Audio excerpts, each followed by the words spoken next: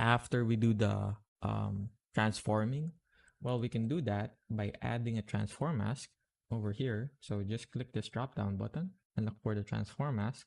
And now you can do the transform over here on this mask, not the layer itself. So you can do this, and I'm going to select perspective and line it up. So now you can see it's lining up fairly well to our render or like our painting. And let me just change the blend mode for that so you can see much clearly. So yeah, something like that. Of course, like the brick texture that I've made is way too big, but yeah, I can also change that by going over here again, transforming it. So you can see I've actually went to the paint layer, to the actual paint layer to change the blend mode, and I went back to transform mask, and I was given the same option. Like it saved my setting for transforming this. That's why it's really really useful for like keeping your paintings non-destructive, and you can change anything that you want later on. So yeah, actual paint, change that. I go see. So now you can see it's line. Do that by add and align well to the image. So for this type of texture, you would need to align very well to the perspective. And what if we wanted to have this kind of change? Some capacity, maybe some using by just manually manipulating the corners. Then, as the corner, just want go for mesh, which does this thing, which is really really useful, but not applicable to most things.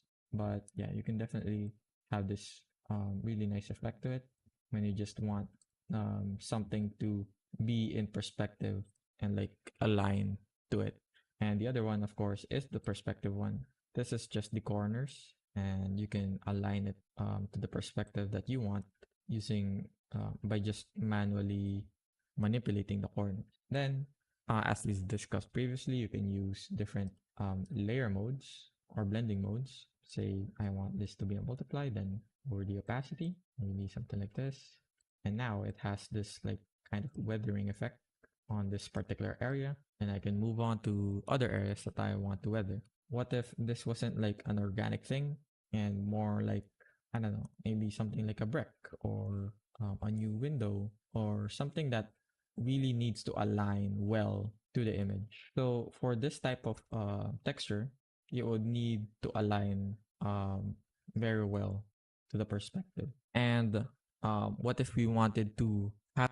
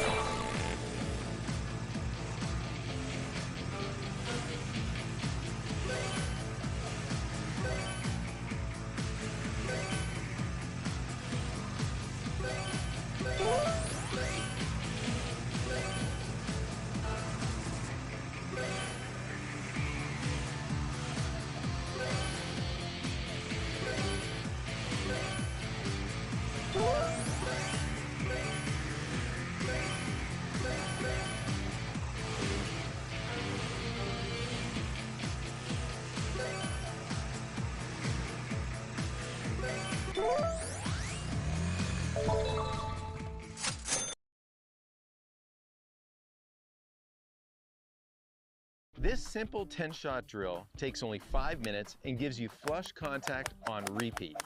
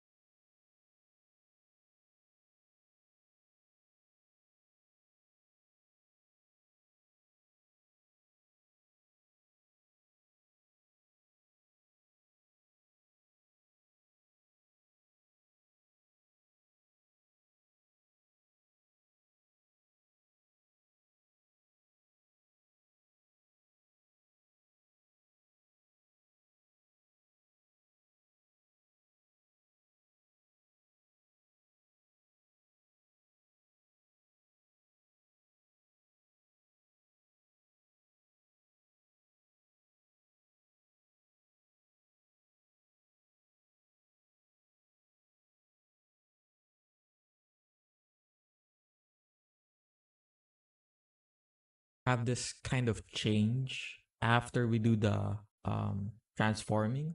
Well, we can do that by adding a transform mask over here. So just click this drop down button and look for the transform mask. And now you can do the transform over here on this mask, not the layer itself. So you can do this, and I'm going to select perspective and line it up. So now you can see it's lining up fairly well to our render or like our painting. And let me just change the blend mode for that so you can see much clearly. So yeah, something like that. Of course, like the brick texture that I've made is way too big, but yeah, I can also change that by going over here again, transforming it. So you can see I've actually went to the paint layer, to the actual paint layer to change the blend mode, and I went back to transform mask, and I was given the same option. Like it saved my setting for transforming this. That's why it's really, really useful for like keeping your paintings non-destructive, and you can change anything that you want later on. So yeah, now it's like lining up a bit better. So you can see like there's this brick, and you can do this for windows, for ornaments and whatnot. So this is really, really useful. And you can just turn it on and off. Say I want, for example, a brick. I want this to be a window, something like this. Not to scale, of course, but just to give you an idea. Let's turn everything back on again. Turn this on, and you can see it's lining up to the perspective. Now I just change the perspective so that it's to scale, and you can see that it's lining up to the existing windows that we have, which is great. So now that you have this, you can just apply the layer, then paint over it, so you can like add more depth to it. Maybe add a thicker shadow for this because this is gonna show some depth to your painting. Add highlight for here. So the possibilities are endless for this transform mask, which is really, really cool. So yeah, that's about it. I hope you learned a lot about how to photo bash in Krita. Photo bashing Krita is not discussed enough, I think, but it's really, really powerful and kind of exceeds Photoshop's capabilities at some times as well. So yeah, hope you have a good day, and thanks for watching.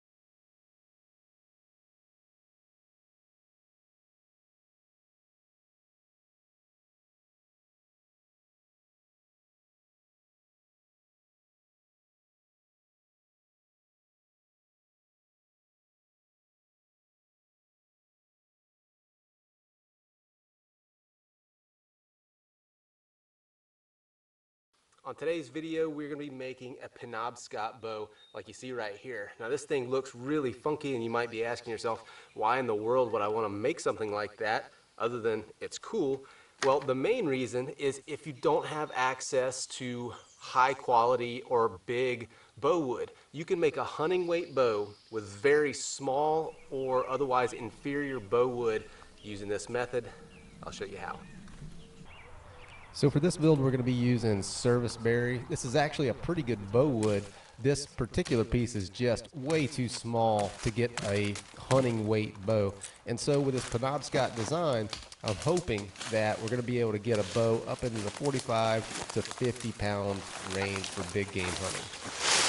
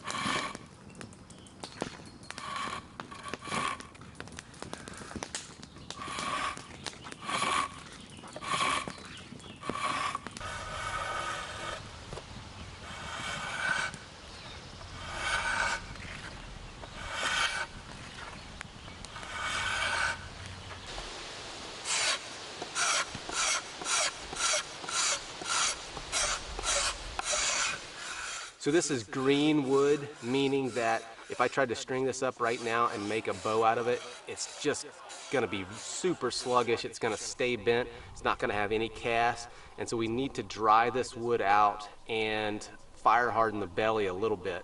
I first heard about these techniques on a video that Thad Beckham did, and then I went up and spent some time with Keith Shannon, which was also integral in that video, and learned a bunch from those guys. So if you haven't checked out their videos, go over there to Thad's channel and check them out. They've got some good stuff.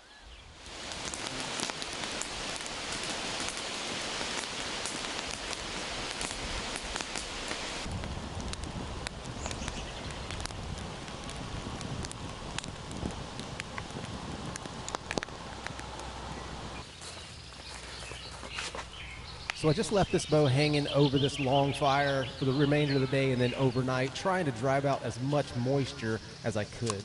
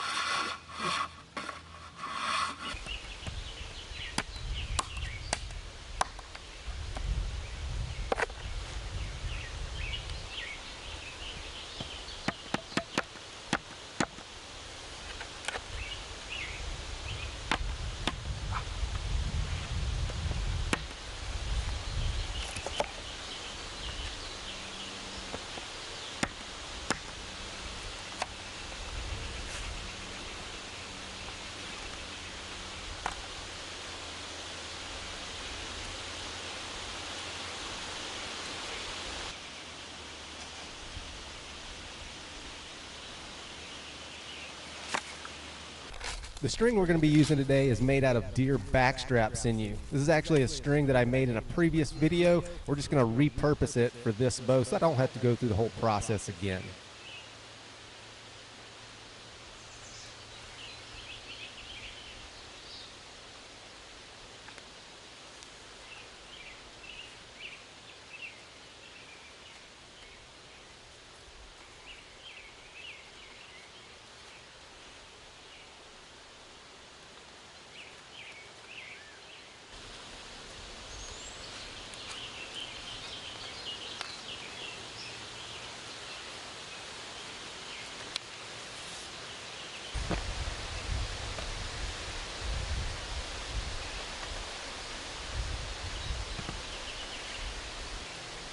So this area right here is super stiff. Take some wood out from right here.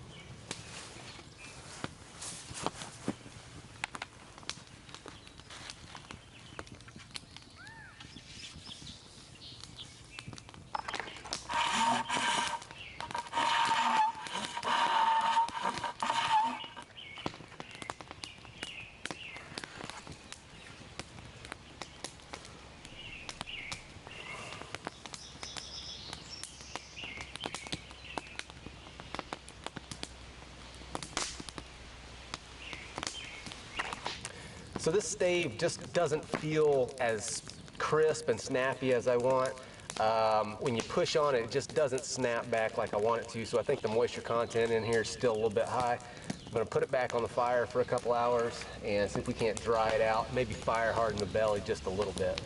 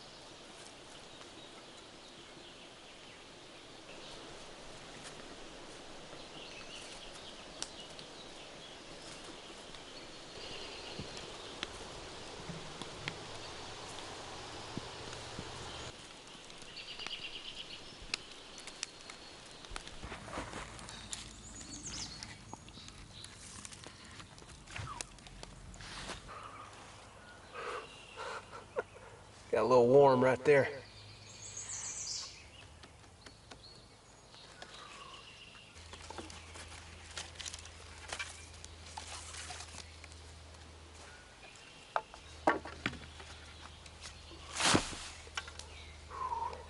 So right here in this area, it got a little bit scorched, got a little bit too hot, but hopefully it's not scorched enough that it's gonna break it. We'll have to see. Kind of let that get away from me a little bit. Let this cool down and then bend on it a little bit and see what it does. All right, so what I should do now is just wait and do this tomorrow, let it soak up some humidity, but I am impatient, so we're gonna give it a try, hope for the best.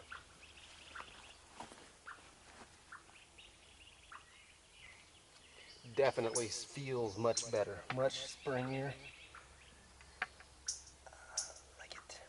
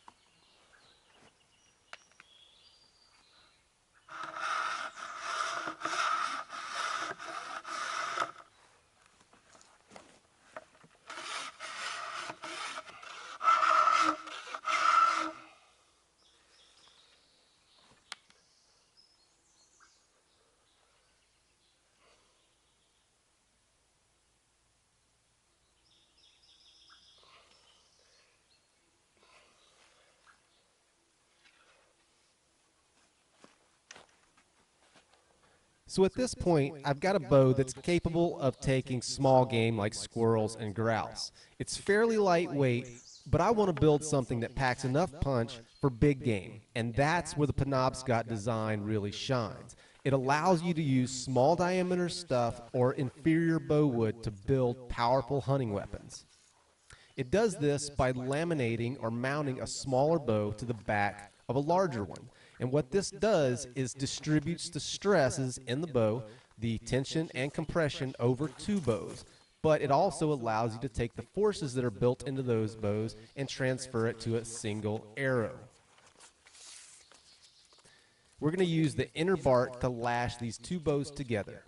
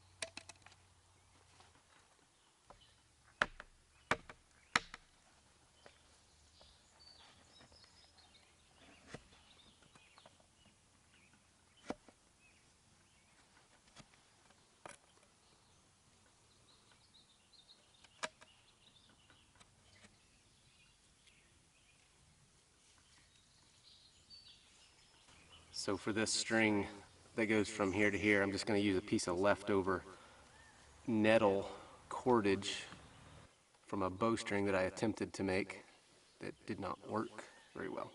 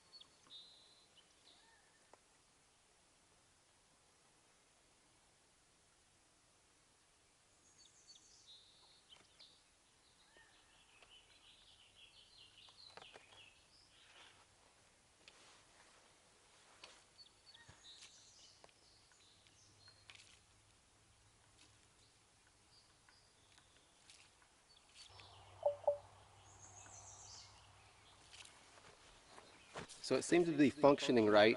Got tension here, it definitely increased the poundage. This side here, I think I'm going to tighten up a little bit, so I'm going to undo this. I think you could actually adjust the tiller on this bow by how you adjust these things.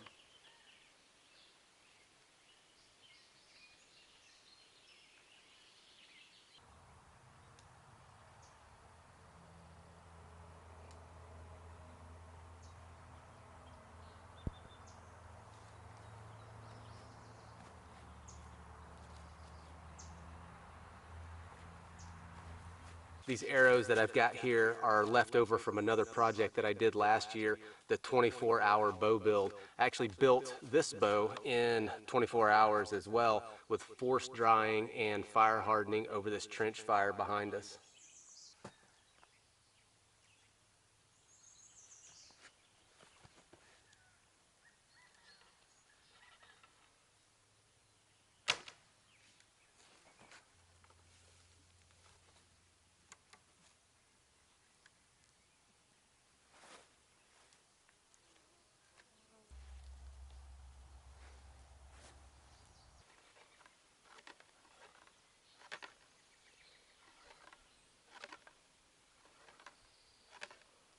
That's probably 26 inches, and it's getting on up 45 pounds or so. All right, we're going to try to crank this thing on back a little bit.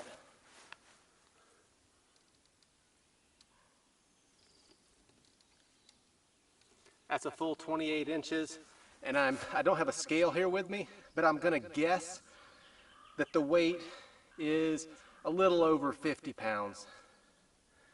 Very nice, very nice. All right, guys, so overall thoughts, impressions, assessment of this bow design. I think in the right type of circumstances where you don't have access to good bow woods, this right here is a way to get a very capable hunting weapon in your hands. And I built this in 24 hours. This is not a bow that's what most people think of as survival bows. Most survival bows suck. They're green wood, they have very little cast, they're barely capable of taking small game.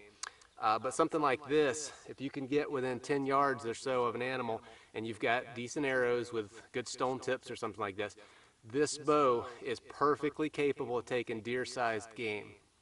One of the cool things about this design is that I could increase the weight of this bow if I wanted to, simply by tightening the cordage between the two bows here and putting a little bit more strain on this top bow.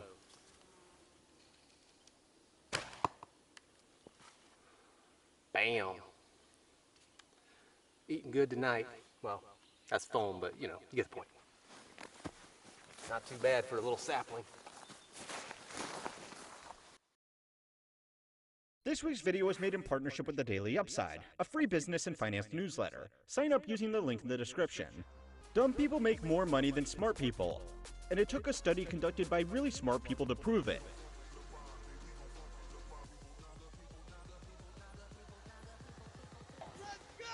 A study out of Sweden found that the top earners have lower intelligence than the people in income levels directly below them. The plateauing of cognitive ability among top earners drew on data from 59,000 men who had to take a compulsory military conscription aptitude test. It then tracked their earnings over their professional careers to find the relationship between intelligence and income. Wait, this is interesting. And before Ty Lopez gets any ideas for more shitty YouTube commercials, or the Hustle Bros learn how to read journal articles and use this to encourage people to drop out of college, I want you to know how this data really works. The relationship between intelligence and income was strong. Smarter people earned more money, but only up to 670,000 Swedish krona, or $64,000 per year. After that, intelligence didn't mean much anymore, and at the very top end of income earners, the 1%, dumber people, actually did better.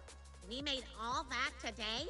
Well, it was twice as much, but I had to bail out Cinnamon's kid. Thanks, Mr. Peter. This guy's the best. So is this a sign that watching TikTok and reality TV is actually better for your career than going to college? Well, maybe actually, for two important reasons. But there are also two reasons why you should probably ignore this and keep studying hard if you want to get ahead financially. Reason number one why dumb people are doing better than smart people is that smart people fill in high-prestige jobs that don't have high salaries. Academics and research scientists are some of the smartest people in the world, but they don't get paid well. Guys like yourself. Yeah, how come I can be successful then? Okay, well, you could be a lot more successful if you had 30 points less IQ. Doctors, lawyers, and elite financiers also need to be very smart to get through demanding schooling and admissions exams. And these professionals are typically compensated very competitively, but most of them don't make it all the way to the 1%. In the USA, to be in the top 1% of income earners, an individual needs to make at least $597,000 before tax, and that's just the minimum to join the 1% club. The average member of the 1% earns $1.4 million before tax. Some senior executives, certain doctors, lawyers, and even bankers can earn this much money, but they are in the minority. Most people making this much money are business owners, and there is less of an intelligence barrier to becoming a business owner compared to the genius level intellect a person needs to become a top surgeon. Business owners earning over $500,000 a year in income still need to be smart, but they don't need to be as smart as the very few types of workers that an employer would be willing to pay that much. You do not have to be smart to make money. People that are highly intelligent and have a desire for high income are also at a slight disadvantage to people that are only moderately intelligent and equally have a desire for high income. Highly intelligent people that follow well-compensated career paths are less likely to make the transition to business ownership because they will reach a level of income that they are satisfied with and won't want to take the risky step of giving up their well-paid job to start a business that might not even succeed. Moderately intelligent people with desire for high incomes, on the other hand, won't have as many opportunities to make incomes in the top percentiles unless they go into business for themselves. So they are on average more willing to take the risk because they won't be giving up a career that was difficult to get into and equally difficult to get back into. No, I am not going anywhere until you or one of your butlers or bimbos writes me a check. So by looking at the data, if you want to be wealthy, the best thing you can do is to be moderately intelligent with a lot of ambition, right? Well, as the great Mark Twain said, there are three types of lies: normal lies, damn lies, and statistics. So it's time to learn how money works to find out why dumb people are earning more than smart people and why this trend is completely meaningless for your own career planning. This week's lesson was made possible by the Daily Upside. Most financial media businesses are built with one singular goal: convert financial insecurity and fear into clicks. And so the headlines do just that. 9% plus inflation is eating away at your savings, soaring interest rates have wiped $4 trillion from equity markets, none of it designed to make you a smarter investor or sharper business person. If you are struggling to find crisp, unbiased financial news, the Daily Upside may be the solution to your problem. It was founded by a team of financial professionals with the intention of providing clarity and context on the events shaping the world of business. Every weekday, they deliver a morning brief, followed by more detailed stories that are shaping the business world. It's becoming something I read every morning, as it is informative, witty, and not dumbed down. They go beyond the headlines and provide real analysis on the most important news of the day. Whether you are a financial professional or just looking to get a jumpstart on the news moving the markets, the Daily Upside is the perfect solution. It's totally free to sign up, and they send you one information-filled email every morning. As someone who looks to stay on top of the news to create videos like this, I can't recommend it enough. Be a Daily Upside reader. Sign up using the link in the description below. Let's say all you care about is making as much money as possible, and you are trying to pick what person you want to be to give you the highest chance of achieving that goal. The first problem that you will have if you try to plan your career around replicating the success of people in the top 1% is all of the statistical complications that come with inferring outcomes based on data like this. The ceiling effect is what happens towards the extremities of datasets that are drawn on a scale like percentiles of wealth. If a class of 10 students got given a 100-question surprise quiz and 3 students in the class got perfect scores and the 7 other students got a random mix of scores, a statistician could conclude that a perfect score was the easiest result to get because it's the result that happened the most often. No matter how smart the students taking this quiz are, they can't get more than a perfect score. No matter how high someone's income is, the top 1% is the top of the scale. If 2 of the 3 students with perfect scores were the smartest people in the class and the 3rd student was average but just cheated on the quiz by copying the top student in the class, the average intelligence of the students with perfect scores would be lower than the intelligence of the student who got 99 questions right. Most people earning in the top 1% are very smart, but their average is brought down by the people like the Kardashians. Dude, I am so disillusioned right now. Most people in the top 2% are also very smart, but they don't have outliers stuck to the ceiling bringing down their average. Less intelligent people earning the most money out of a population also have a problem with survivorship bias. A person of average intelligence starting a business for themselves is statistically very likely to fail and end up in the lower end of the income range. At that point, they can either try and start another business or go back to a regular job. If they are successful though, a business doesn't need to get that large before it can generate enough profit to put the owner in the top 1% of earners. A highly intelligent person starting a business will have slightly better odds of being successful, but statistically it's still likely to fail. Because there are less highly intelligent people than there are people of average intelligence, there are going to be more successful businesses run by average people than run by intelligent people, and if you remember, highly intelligent people already earning good money in a position as an employee are less likely to start a business of their own in the first place. They're even less likely to end up as a successful or unsuccessful business owner. There will also be many more business failures owned by people of average intelligence, but because only the businesses that survive get counted in the 1% of income earners, it changes the expectation that the best way to get rich is to be a business owner of average intelligence. The second problem with interpreting this study and all of the other studies you hear about is that the traits of wealthy people goes well beyond just statistics. To begin with, this study was conducted on men only. Men have different career earnings and work in different vocations than women, so the results could be very different if the other half of the population was included. Does that make sense? You see the difference? Measuring intelligence is very difficult, and a military entrance exam is more likely to be focused on the type of intelligence that would make people good at following orders like comprehension, rather than free thinking and creative intelligence that would provide a competitive advantage in the boardroom but not on the battlefield. The study was also done in Sweden, and I know, thanks to the invasive power of Google's data collection, that only 0.9% of you watching are Swedish. USA! USA! Personal finance and careers in Sweden are different from here in the States, because they have stronger welfare and worker protections. They also pay lower salaries on average to top employees. Sweden is also surprisingly more entrepreneurial than the States. It has 20 startups per 1,000 people, while America only has 5. So what does this mean? Basically, this means to get into the top 1% where this study was done, you need to be a successful business owner, but in most other places, there is a high chance that you will get there with one of the extremely well-paid jobs that go to extremely intelligent people. It's starting to look bad for the dropout of college hustle bros, and that's before even considering other things that can give people a high income. Some people get a high income not because of luck, intelligence, or hard work. They get it because they're a nepo baby and have family connections which can land them a job that pays well. As unfair as it may be to someone without these advantages, giving rich kids with connections jobs can be worth it if they keep using their connections to bring in more business. Some of these privileged individuals will be smart, some of them not so smart, but they won't need to be as intelligent as a top doctor to earn their money, so they will bring down the average of the percentile they land in. So before that you think that this whole investigation was just a big waste of time, and that it doesn't reveal the secret to becoming a member of the 1%, you should know that it actually does. Let me show you how. There are some factors that can put dumb people in the 1% that you can't control. You don't get to choose if you are born to a wealthy family that can get you a fancy job by calling in a few favors. Like a little 100 mil. A little 100 mil.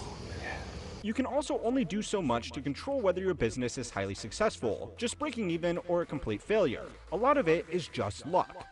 You know what? Who gives a shit? But here is something else. You can't 100% control how intelligent you are either. You can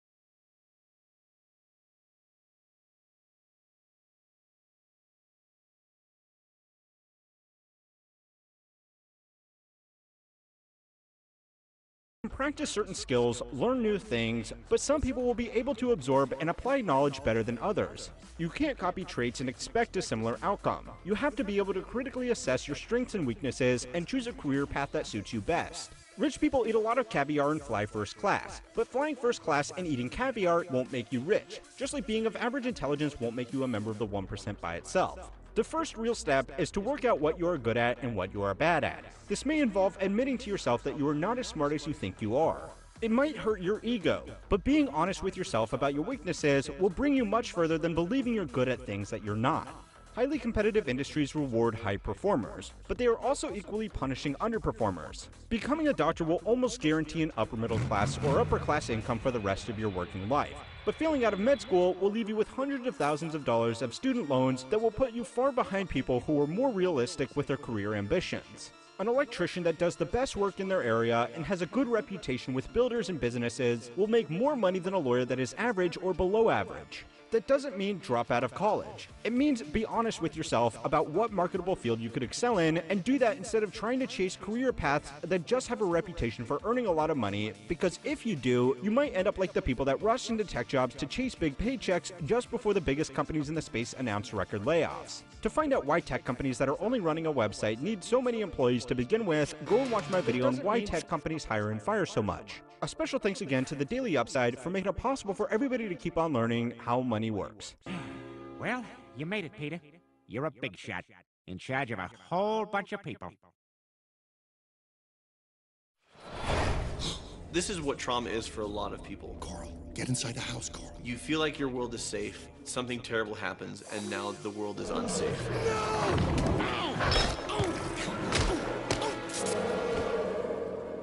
Almost every time a trauma happens, you feel like something happened that was outside of your control. Daddy's got you.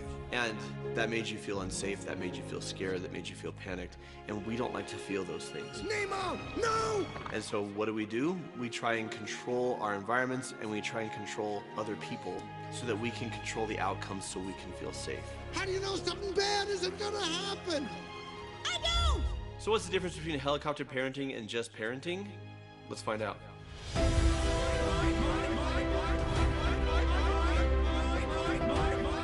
Hello and welcome to Cinema Therapy. I'm Alan Seawright, a professional filmmaker who needs therapy. I'm joined by... Jonathan Decker, licensed therapist who loves movies. What's going on, man? I'd like to have you react to a fish. A movie about a fish. Piranha 3D. You little ginger moron. Piranha 2, James Cameron's first movie. Loretta! Loretta, what is that? Really? She is disavowed. What are we actually watching, though? We're actually watching Finding Nemo, because I want to talk about daddy issues and daddy issues. Okay, helicopter parenting, I'm assuming, because men is all over this story. Helicopter parenting? Colts? Colts? Wahoo, ha, hee, ha, Oh, ho, yeah, ho, yeah. ho. You have been called forth to the summit of Mount Wanahakalugi. First day of school! Wake up, wake up! I knew. First day of school! I don't want to go to school. 5 more minutes. Not you, Dad, me! Okay. Get up, Huh? get up! Time for school, time for school, time for school, time for school! All right, I'm up. It's Boy, time oh, for boy, school. oh, boy. Whoa! Nemo! First day of school! Nemo, don't move! Don't move! You'll never get out of there yourself. I'll do it. All right, where's the brake? You feel a brake? Sometimes you can't tell because fluid is rushing into the area. Now, any rushing fluids? Are you woozy? How many stripes do I have? I'm fine. Answer the stripe question. 3. No! See, some...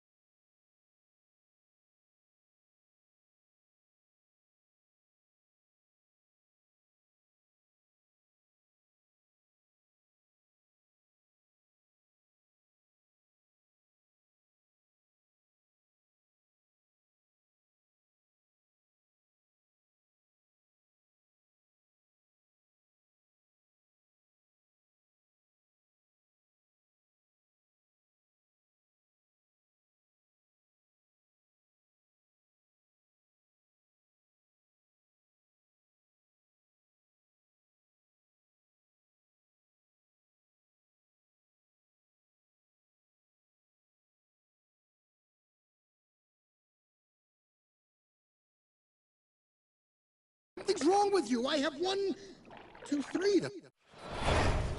This is what trauma is for a lot of people. Carl, get inside the house, Carl. You feel like your world is safe, something terrible happens, and now the world is unsafe.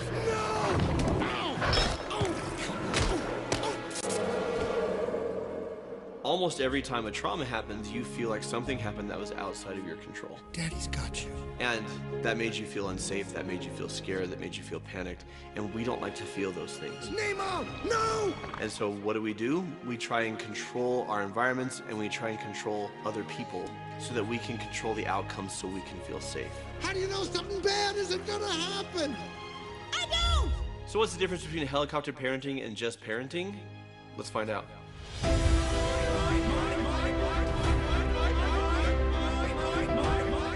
Hello and welcome to Cinema Therapy. I'm Alan Seawright, a professional filmmaker who needs therapy. I'm joined by... Jonathan Decker, licensed therapist who loves movies. What's going on, man? I'd like to have you react to a fish. A movie about a fish. Piranha 3D. You little ginger moron. Piranha 2, James Cameron's first movie. Loretta! Loretta, what is this? Really? Which he is disavowed. What are we actually watching, though? We're actually watching Finding Nemo, because I want to talk about daddy issues and daddy issues. Okay, helicopter parenting, I'm assuming, because man is all over this story. Helicopter parenting? Colts? Colts? Wahoo ha hee ha. Oh, yeah, yeah. You have been called forth to the summit of Mount Wanahakalugi. First day of school! Wake up, wake up! Hi, Nemo. First day of school! No, I don't want to go to school. 5 more minutes. Not you, Dad, me! Okay. Get up, Huh? get up! I'm Time for up. school, time for school, time for school, time for school! All right, I'm up. Boy, It's oh time boy, for school. oh boy. Whoa! Nemo! First day of school! Nemo, don't move! Don't move! You'll never get out of there yourself. I'll do it. All right, where's the brake? You feel a brake? Sometimes you can't tell because fluid is rushing into the area. Now, any rushing fluids? Are you woozy?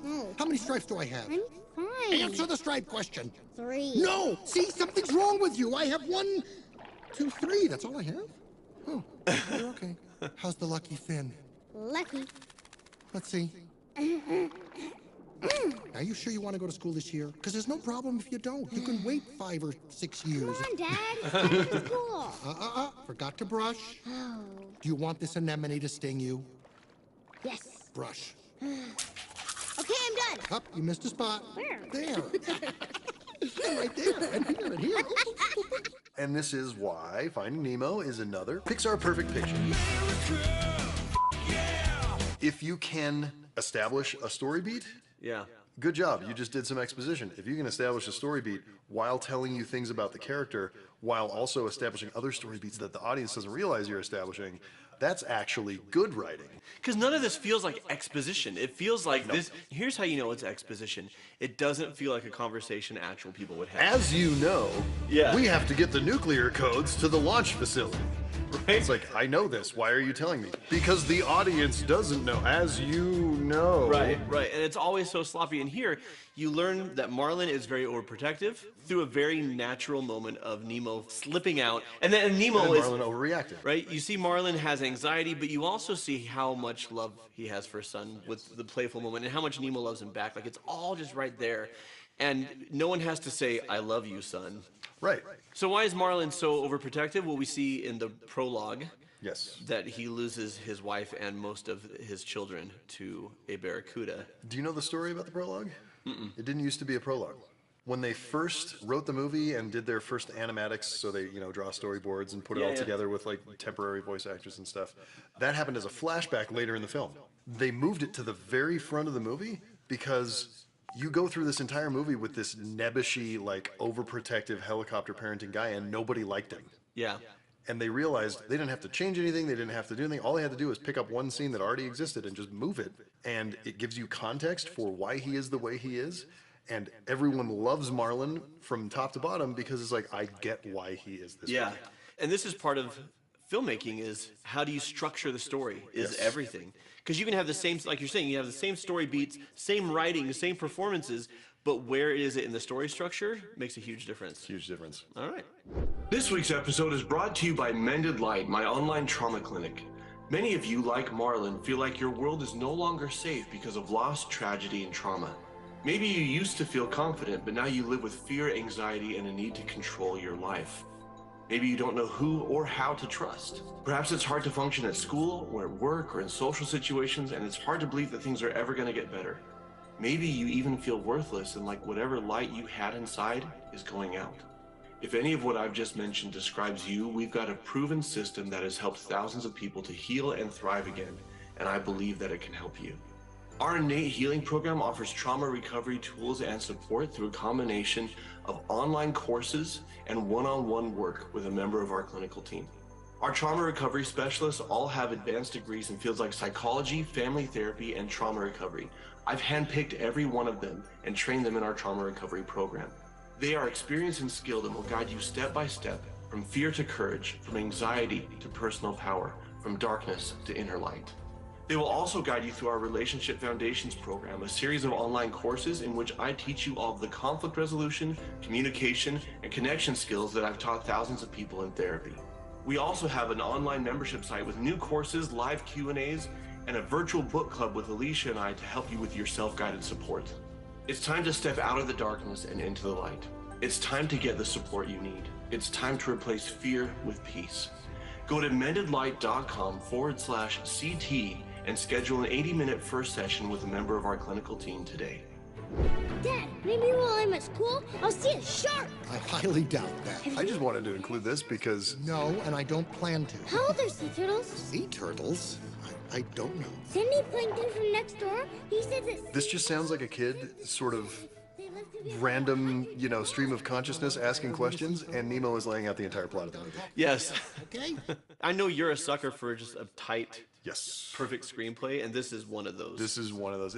Edgar Wright, Simon Pegg movies are famous for this, like the scene in Shaun of the Dead where they're sitting at the bar and Ed lays out the entire plot of the movie. We'll have a Bloody Mary first thing, or a bite of the King's Head, a couple of the Little Princess, we'll stagger back here.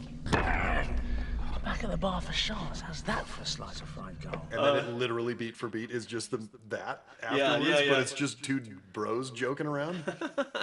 And this does a similar thing to Edgar Wright's movies where even the jokes that feel like throwaway gags are either character building or they're actually setting up something later that's either emotional. Both. Yeah, it's either setting up an emotional moment or another joke later on, but there's like everything has a purpose. It's serving three purposes at once. Yeah. Well done, Pixar. Well done. Come on, Nemo, how far can you go? Oh, my dad says it's not safe. Nemo! No!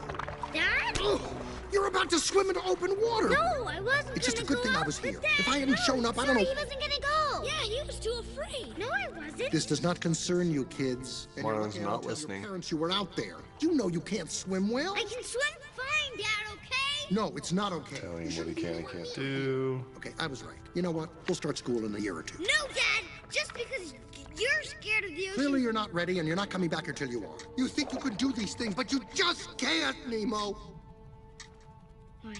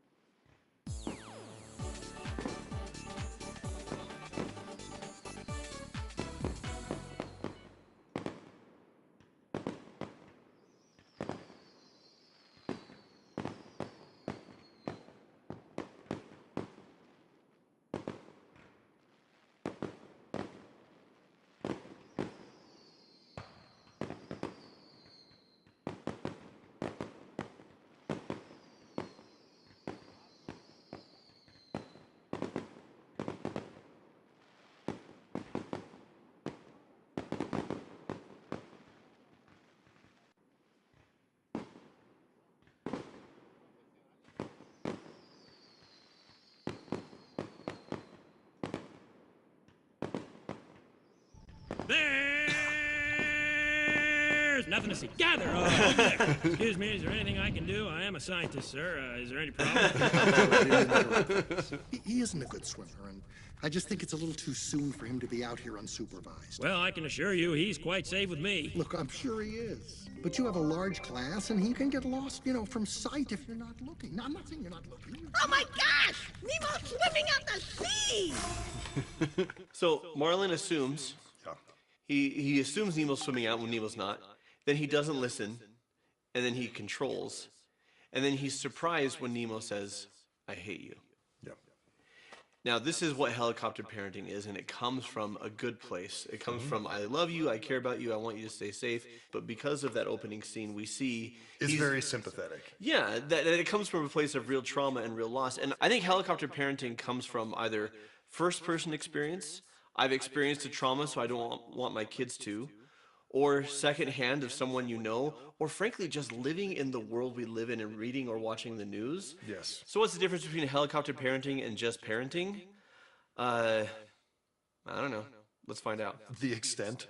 The extent, yeah, because you do have to provide structure and you do need to protect. But I guess it's the control aspect, it's the not listening, and it's the making assumptions. That is the real problem here. Sure. Hello!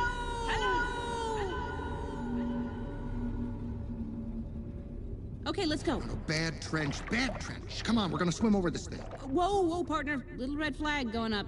Something's telling me we should swim through it, not over it. Are you even looking at this thing? It's got death written all over it. I'm sorry, but I really, really, really think we should swim through. And I'm really, really done talking about this. Over we go. Come on, trust me on this. Trust you. Yes, trust. It's what friends do.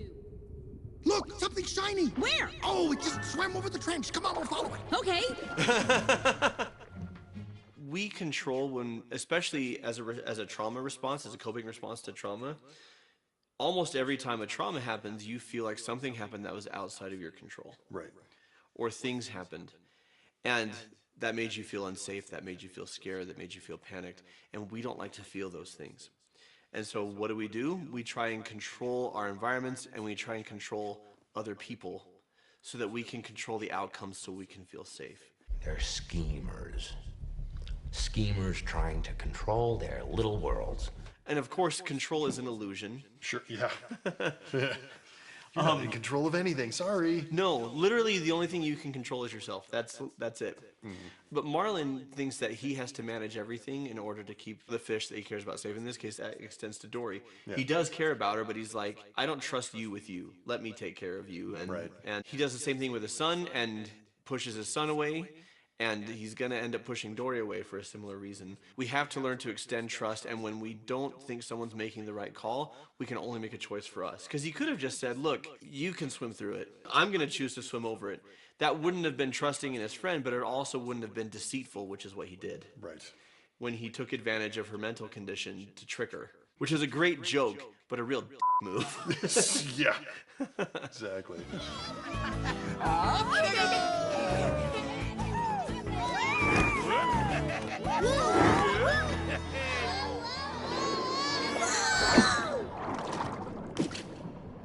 Oh my goodness! Whoa, kill the motor, dude. Let us see what Squirt does flying solo.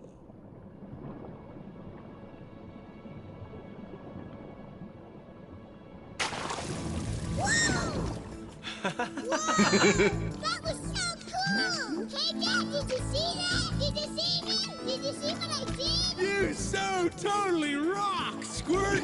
Give me some fin. Noggin. Dude. Oh, intro.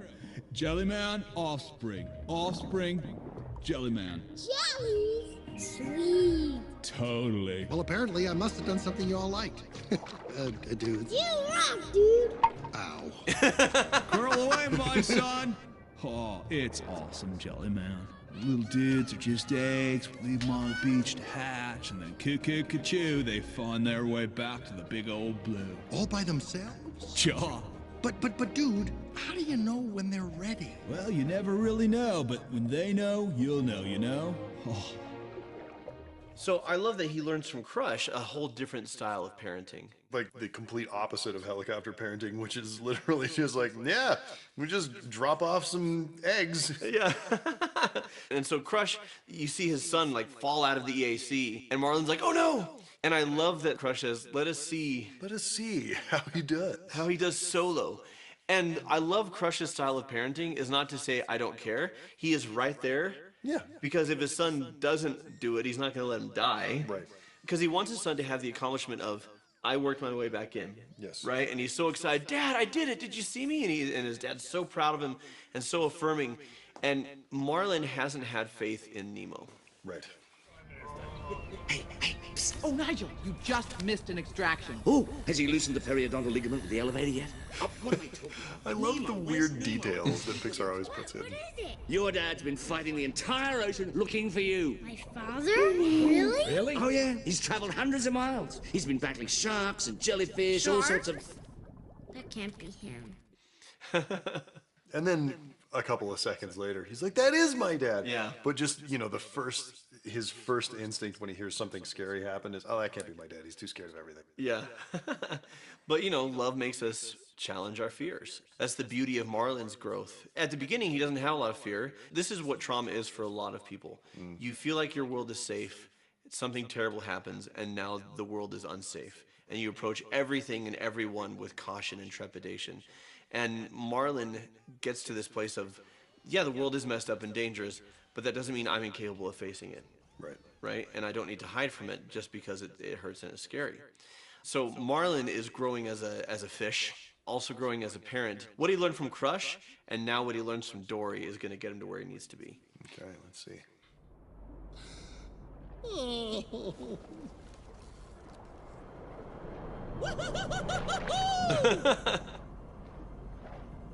Hey. You okay?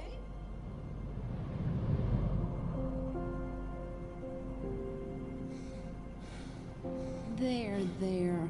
It's all right. It'll be okay. No, it won't. Sure it will. You'll see. No, I promised him I'd never let anything happen to him. Huh. That's a funny thing to promise. What? Well, you can't never let anything happen to him. Then nothing would ever happen to him. Not much fun for little Harpo.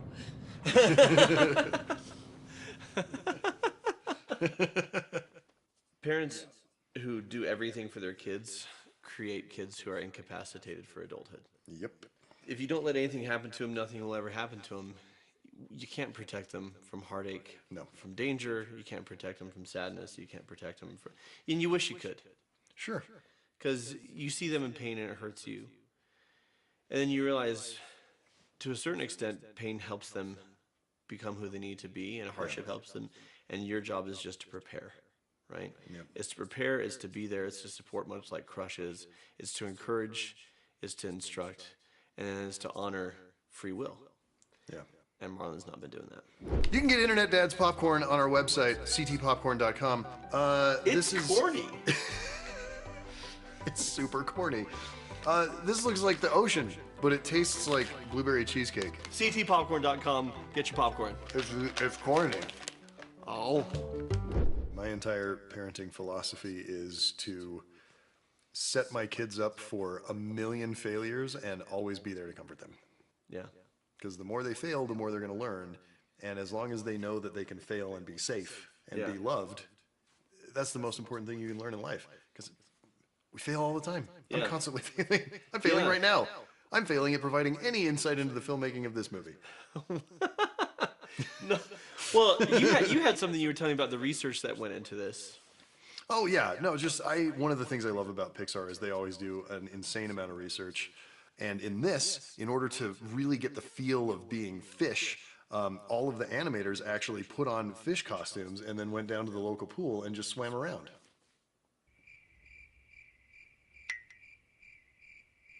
No, they didn't. You're right, I made all of that up. This whole channel is bullshit.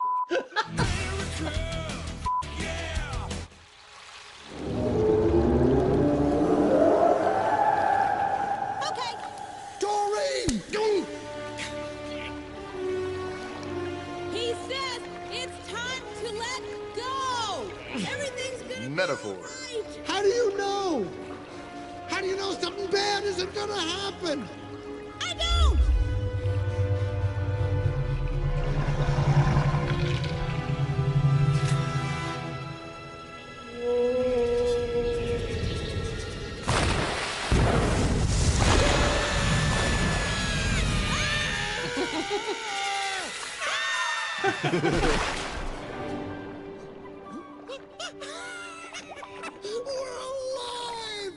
And we get stuck sometimes, and we hold on to things that we know aren't good, but at least they're known. Yeah. And so he's like, how do you know something bad is not going to happen? I don't. But we could just stay stuck inside of a whale, which That's also not good. Right. And how many we stay in abusive relationships, or we stay in situations that are bad for us because we don't know what's going to happen if we let go. Right. But Dory's point is very profound, but we do know what's going to happen if we hold on. Right. And we got to make that choice. Also, you can't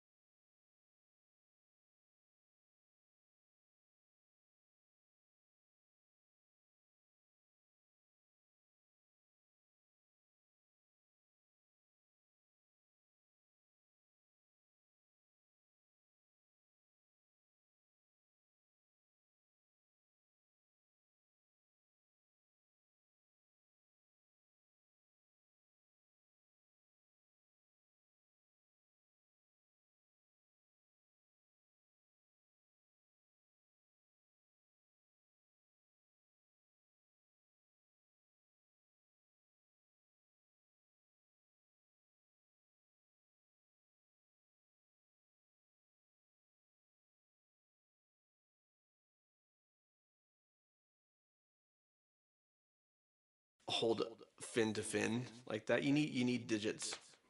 True. I don't know much about whale tongues, but that's all I'm gonna say. Okay, that wasn't what I was talking about. This whole channel is bullshit.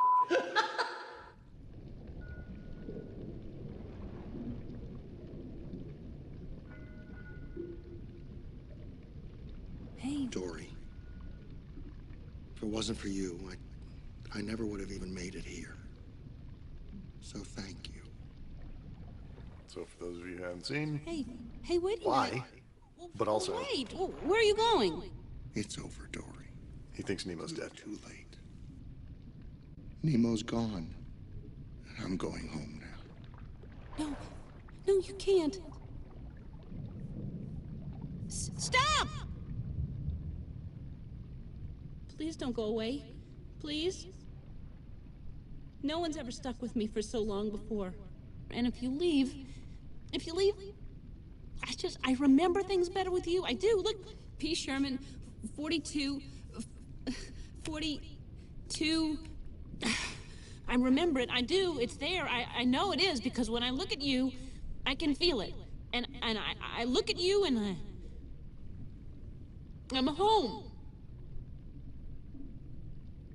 Please. I don't want that to go away. I don't want to forget. I'm sorry, Dory.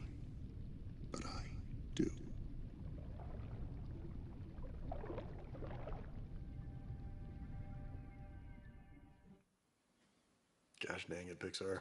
And that's what Pixar does so masterfully, is it doesn't matter how silly the story is. What matters is the emotional truth of it. Mm-hmm. And I think we've all had that. When I look at you, I'm home. Whoever that person is in your life, like, we feel that. Yeah. And for Marlin, that was Nemo. And that's why he wants to forget. Again, not a wasted line. Not a wasted second. It's all just...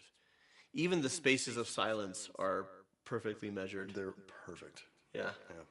Folks, we have a lot of extra bonus content over on our Patreon, including an extended director's cut and commercial-free director's cut. Skits and behind-the-scenes footage and all sorts of stuff that we create just for our patrons. Go to patreon.com/cinematherapy. Oh, hey, look out! I'm sorry. Just trying to get home.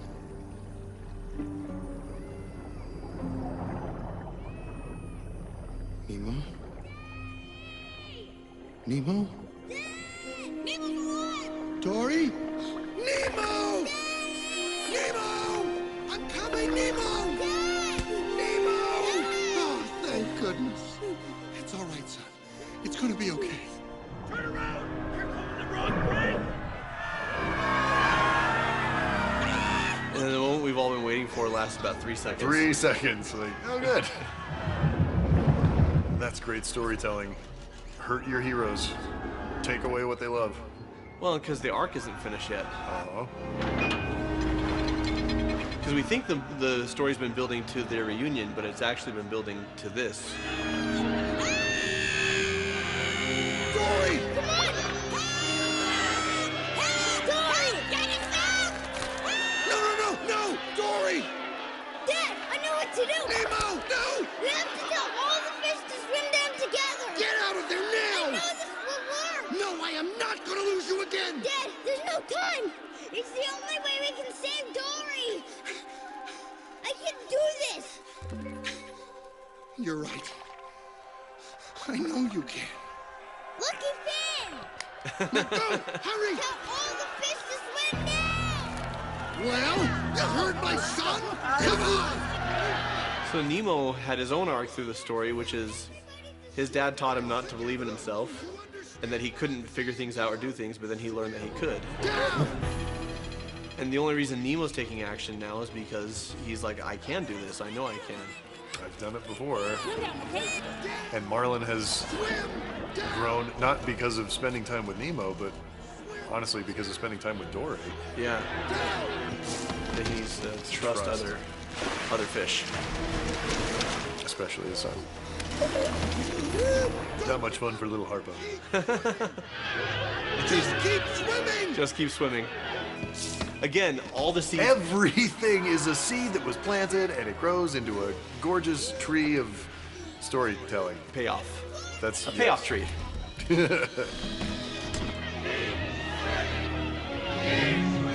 Honestly, if fish could organize in real life, we'd be screwed. Yeah. That's my dad! Come on, let's get to the bottom! Keep swimming! Just keep swimming. Just keep swimming.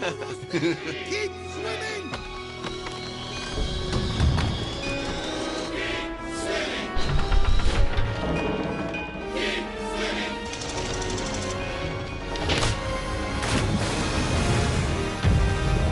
And I love just the accuracy of physics. Mm-hmm. That what breaks is what would actually break. Yeah. It's not the line, it's not the... There! Oh, no. Of course, a moment of triumph. Take it away.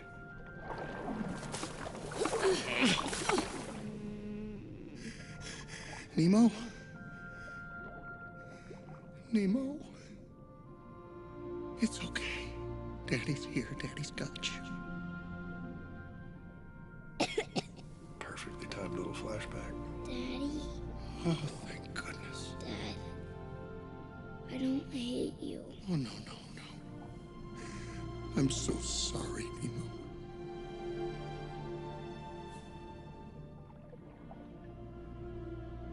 And Nemo's wanted to take back that I hate you the whole movie.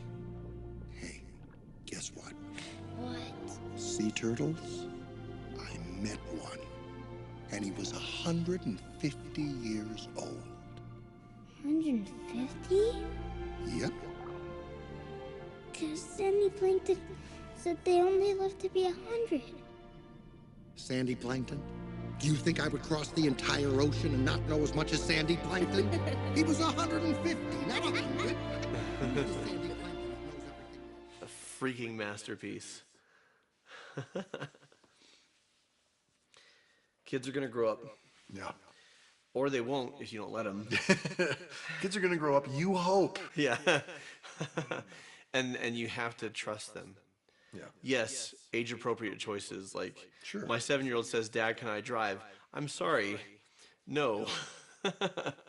But they need to learn to make their own decisions, and they need to learn to have confidence in themselves so that they can face the world. Mm-hmm. And your job isn't to protect them, it's to raise them. That's right. And this movie is a perfectly constructed screenplay. For the time, the CG was absolutely mind-blowing. Honestly, a little bit dated looking now, but the animation is so good that it's still very watchable. Yeah. So all of the character performances are still really great. It's just you look at this compared with, the way Finding Dory looks, whatever that was 15 years later. Yeah. They were going for hyper-real, and what they ended up with was a plastic ocean full of weird little speckles. Yeah, the environment still look... It looks beautiful. The art design is fantastic. Yeah. The processing power wasn't there. Yeah, and that's just technology. And that's just technology. But the thing that is great about it is it doesn't matter. Because it's an animated movie, it doesn't matter. This is still just as watchable. It's 20 years old. We're very old now. Hold on, here we go. Next up, knowledge. Bye, son. Have fun. Oh, Mr. Ray, wait, I forgot something.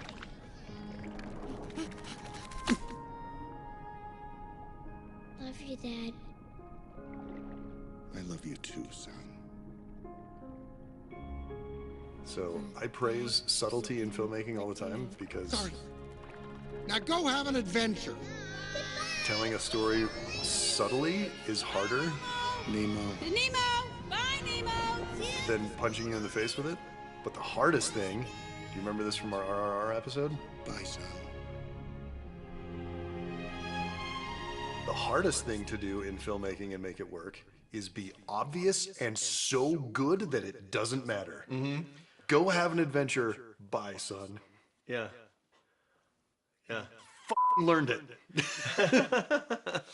I think it still comes down to what we were talking about earlier.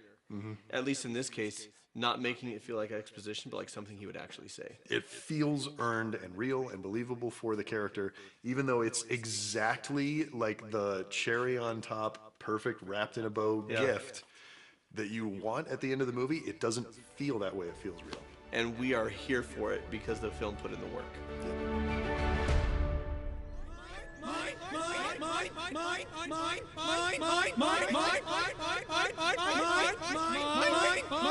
Would you just shut up? You rats with wings! Hello and welcome to Factually. I'm Adam Conover. Thank you so much for joining me once again as I talk to an incredible expert about all the amazing things that they know that I don't know and that you might not know. Both of our minds are going to get blown together and we're going to have so much fun doing it. Now, this video is brought to you by Masterworks.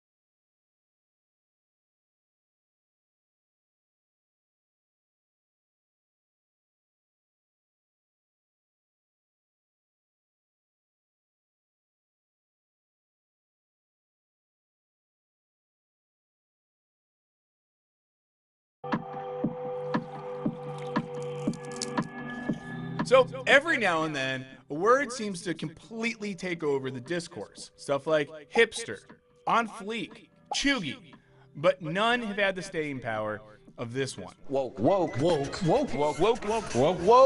Formerly exclusive to black communities, the use of woke has really been on the rise since around 2016. And it's now impossible to watch the news, The woke undertaking of corporate America. listen to politicians, We will fight the woke in government agencies, or chat with an uncle without hearing it lobbed as an insult. So why is woke such a political lightning rod? What does it actually mean, and how did it become a catch-all term for a certain brand of liberal smugness? Let's find out in this Wisecrack edition, Who Broke Wokeness?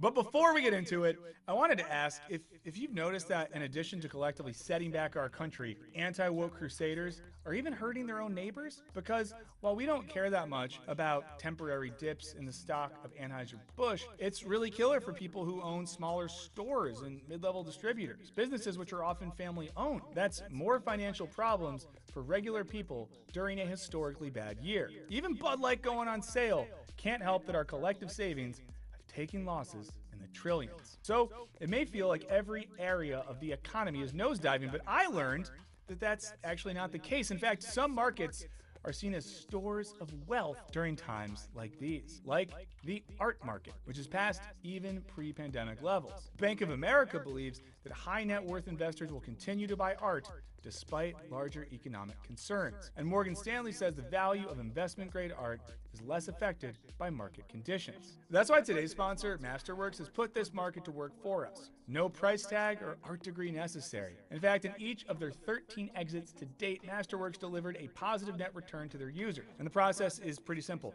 They securitize paintings with the SEC, allowing people like you and I to invest in shares of a painting. That documentation is all on Masterworks' page on the SEC's database, which is linked below. Now, once they sell a painting again, you get your share of the potential profit. And so far, Masterworks has handed back the net proceeds from over $45 million in sales from legends like Monet and Banksy. Over 700,000 people have joined the platform to date, but our subscribers can get priority access with the link in the description. So why not become an art person and check that out today? But for now, let's get back to the show. Like many slang terms to sweep the states, woke came out of African American Vernacular English, or AAVE, meaning being awake or alert to oppression against black folks. In the 20s, Marcus Garvey wrote, "Wake up Ethiopia, wake up Africa," calling for the creation of a united African nation. In 1938, singer-songwriter Huddie Ledbetter cautioned listeners to stay woke in a protest song about the dangers black people faced in the South.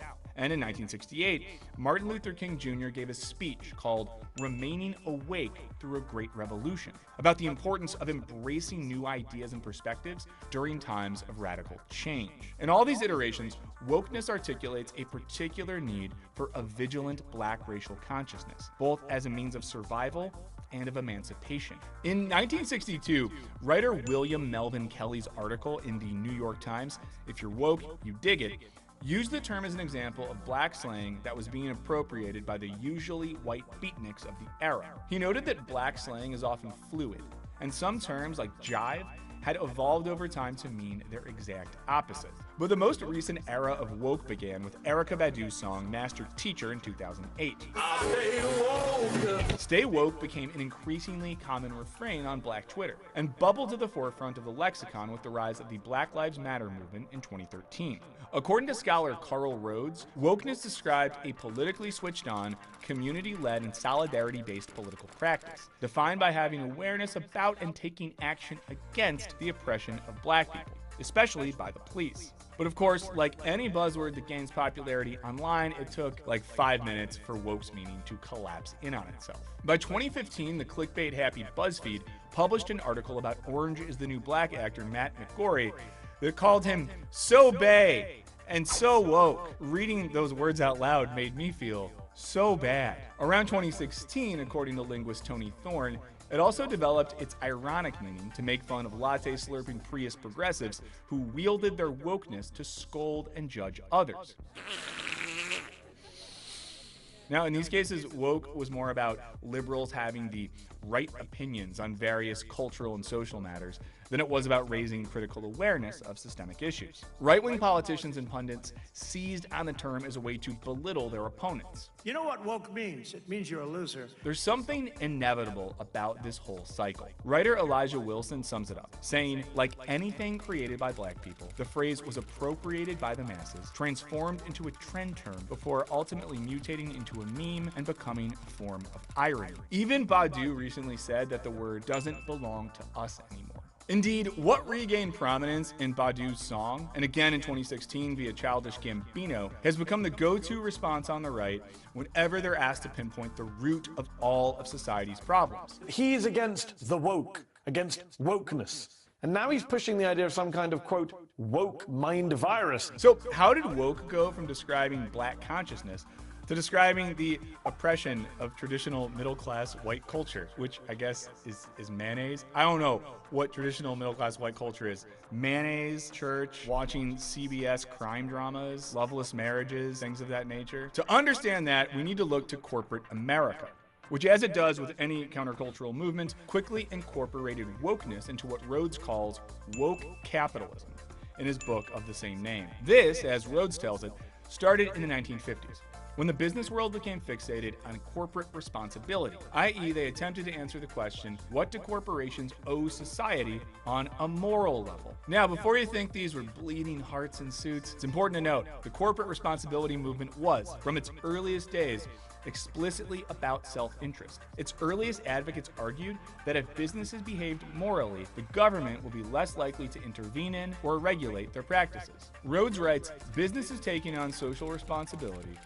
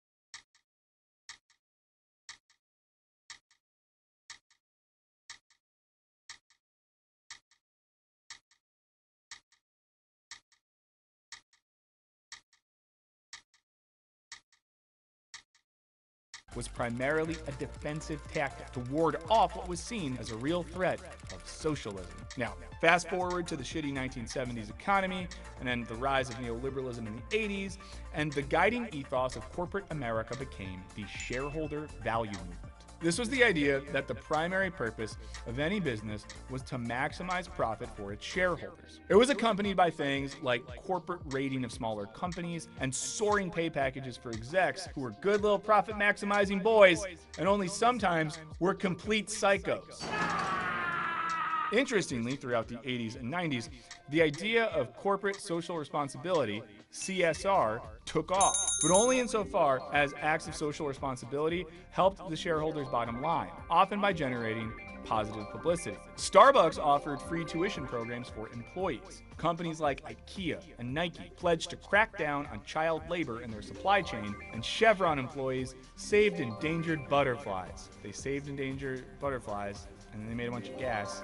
I hope that after they did that, they all got butterfly tattoos on their lower backs. And for anyone who's really young, there was this period in the early 2000s where a lot of people all at once got butterfly tattoos on their lower backs. It was a real movement, and someone should write a book on why that happened. Come, my lady, come, my lady, you're my butterfly, sugar, baby. Now, as the millennium ended, Rhodes argues that CSR persisted as a salve for collective skepticism towards corporate America after the Enron fallout and the dot-com bust. Amidst rising inequality, corporations with an apparent do-gooder spirit were viewed favorably. Rhodes writes, what were once social problems became recast as strategic opportunities for business. The connection of social responsibility with corporate power and shareholders' value formed the basis of what would become woke capitalism. And guys, it's confession time.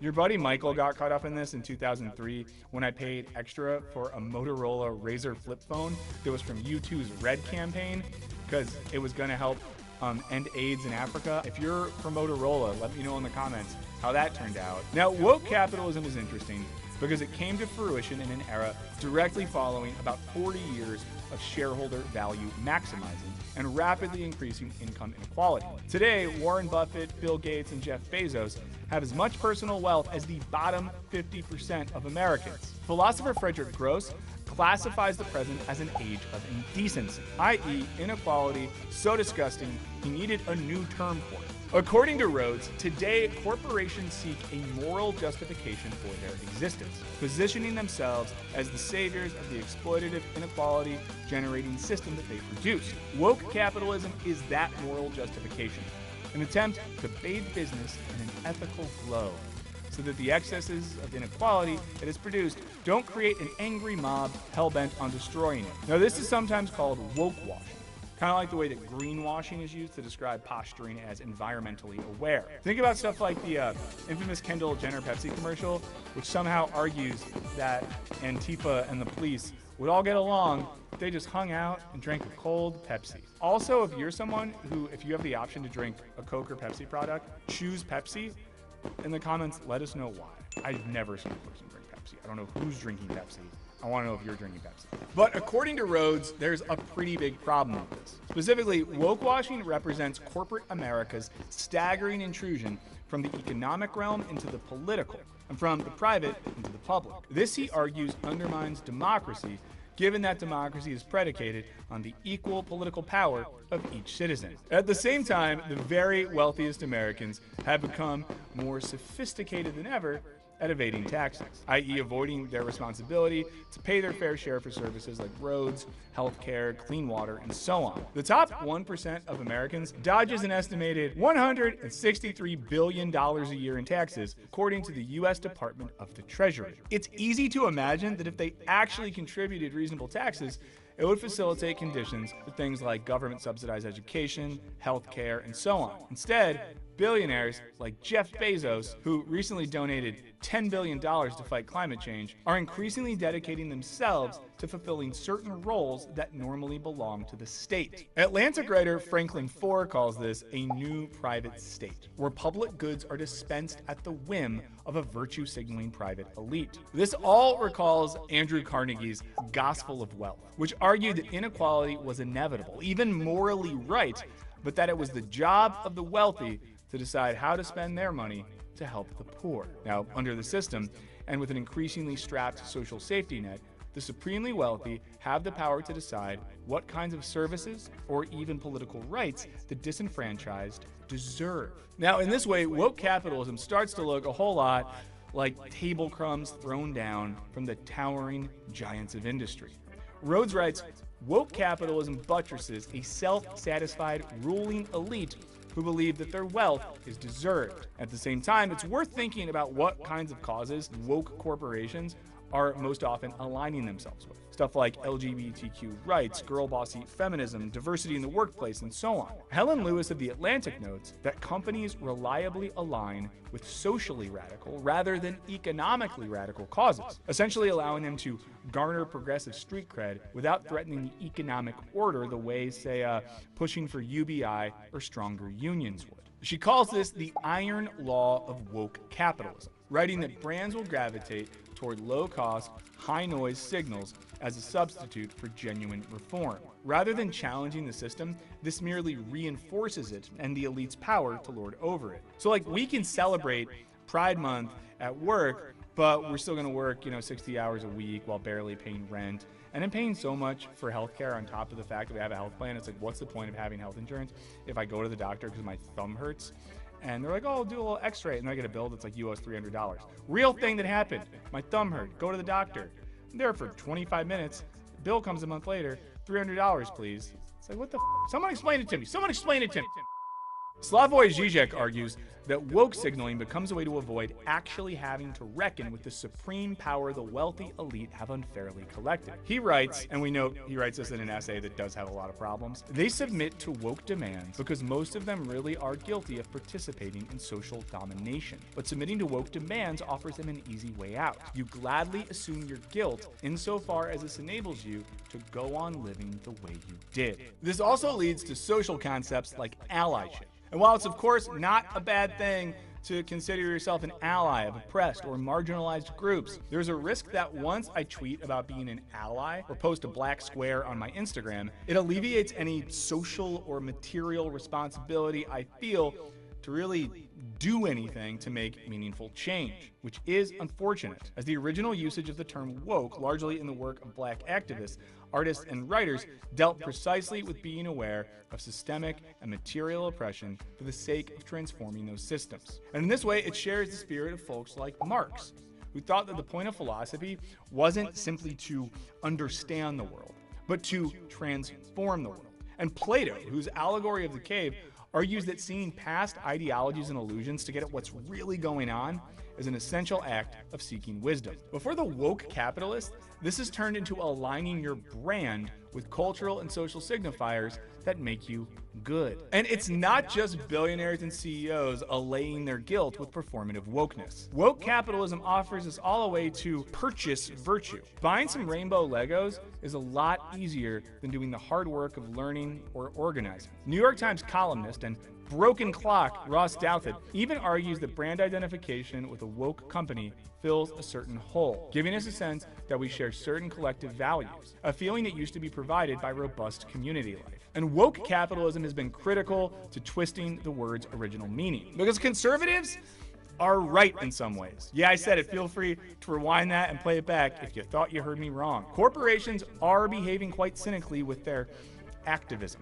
The fact that people started profiting off of wokeness has transformed a radical political ethos into what many see as merely an excuse for grandstanding. It's not surprising that it pisses so many people off. Woke capitalism is about generating profit and being congratulated for doing so. As Rhodes writes, feel-good corporate self-righteousness did nothing to make any real changes to the heart of capitalism's agenda. If anything, it strengthened it. Corralling wealth in the direction of the owners of capital remained the name of the game. We'd argue that woke capitalism is in fact quite pernicious, just not in the way Fox News thinks. Because corporate America's adoption of performative wokeness has, as it so often does, seeped into the culture at large. This version of wokeness has almost nothing to do with the term's original meaning, which focused on raised consciousness and collective action, and a lot more to do with companies trying to seem good, so we'll buy shit. And on the downstream, people trying to seem good to achieve social capital. Like becoming good allies without leaving their condos.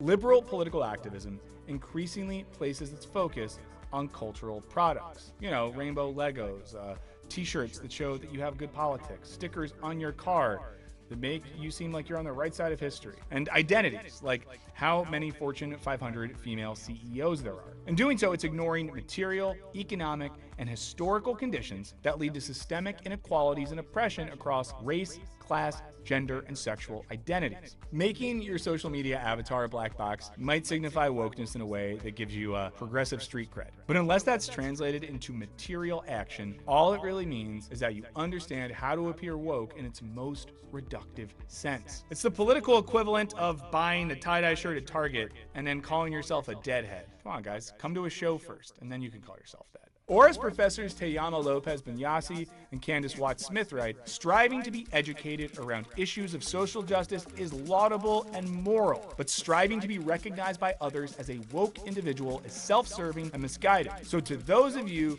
who are making a competition out of racial consciousness and progressive politicking, please get over yourself. But hey, what do you guys think? Are the angry boys and girls of Fox News right to see wokeness as the downfall of Western civilization? Is this just another example of a term from black culture being appropriated and turned into a marketable product?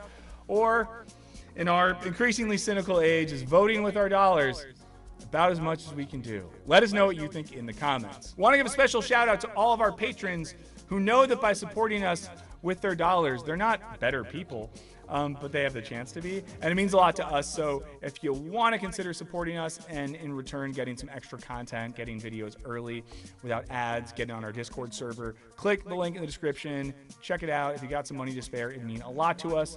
But for all of you who are hanging out and watching videos, it means a lot to us, and we know that you don't watch these videos to become better people or to virtue signal. You do it to think about the world in such a way that develops your own consciousness and subjectivity, and it means a lot to us that you do that. It also means a lot to us when you click things and type things and do stuff that feeds the algorithm. So thanks for that. In the meantime, I don't know, stay away from buzzwords, and we'll see you later.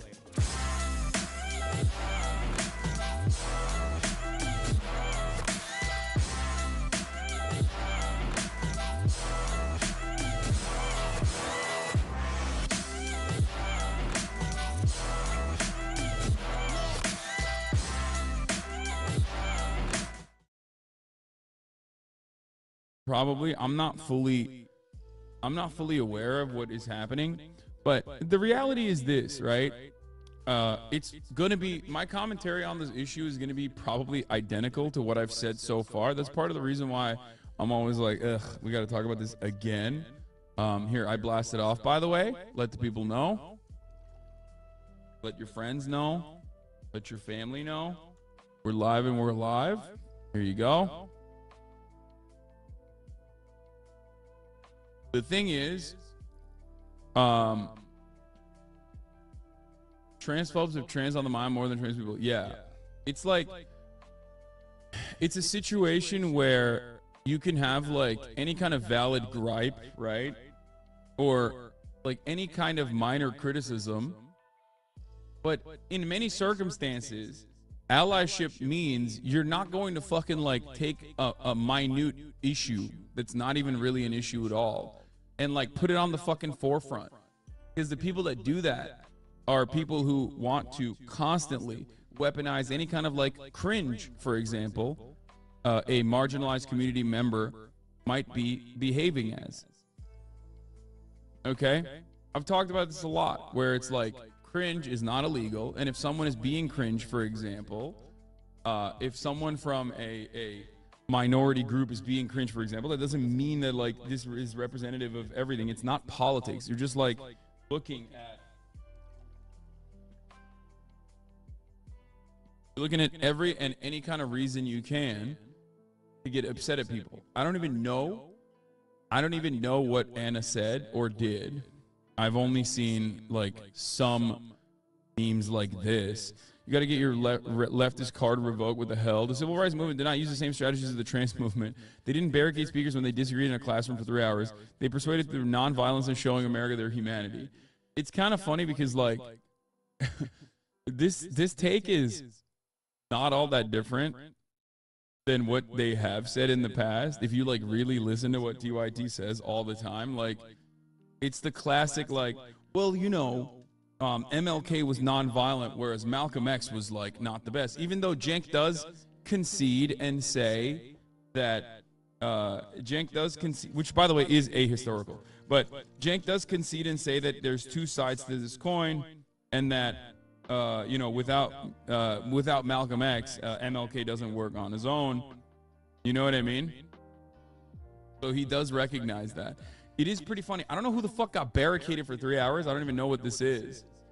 But the irony is that, like, yeah, all kinds of political movements that have worked against hierarchical constructs are always going to be considered violent because they're uprooting the pre-established norms, the pre-established rules of society. So ultimately, it doesn't matter, even if it's like literally baby politics. In the same way that shitting on trans people and the violence that comes along with that, or the normalization of the violence that comes along with that, is not seen as violent because it is the pre-existing construct.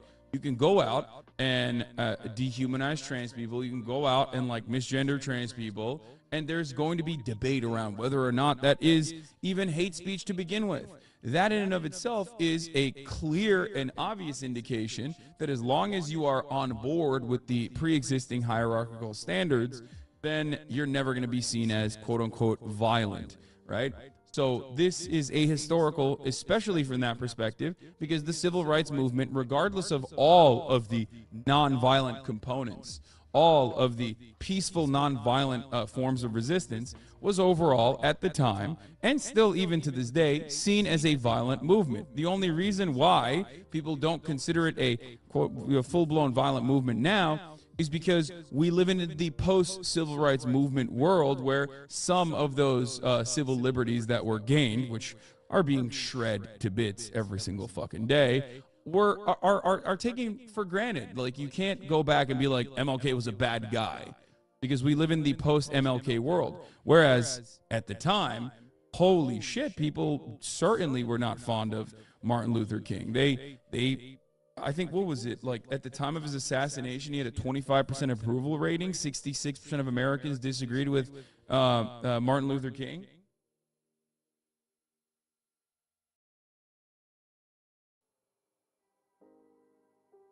So it's actually insane that this is the hill she's dying on. This is what listening to Jesse Signal does to your brain. She literally admitted to subscribing to his Substack and podcast. Oh, no.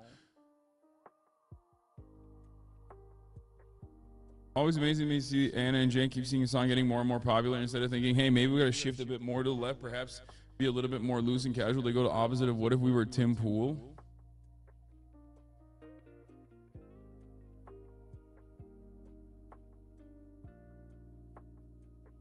I think one of those situations, one of the weirdest parts about, like, Twitter spats like this, if you are truly someone who doesn't want to highlight and promote more transphobia, is just eating shit sometimes. Sometimes you just gotta eat shit.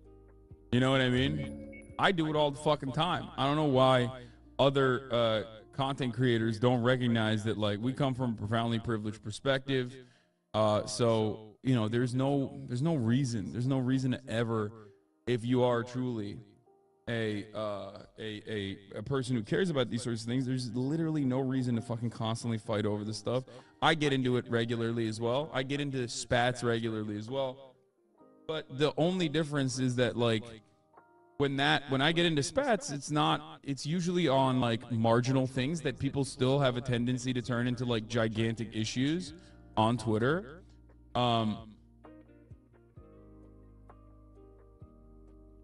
You said this during the last CYT drama, they refused to take the L. Yeah.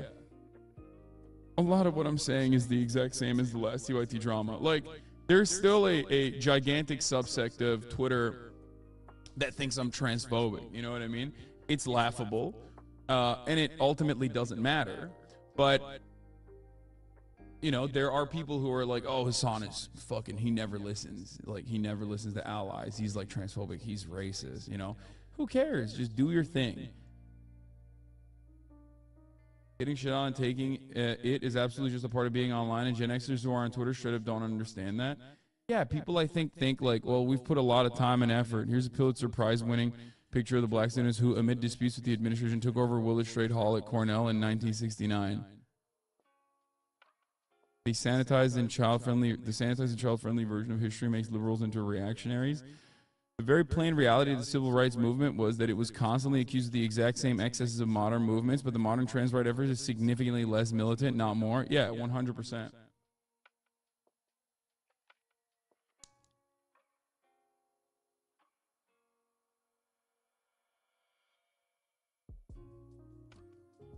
Fuck your bitch-ass America, come to Turkey. American pupper, fucking burn that idiot hat. Hassan is a soy boy, I say as a Turk.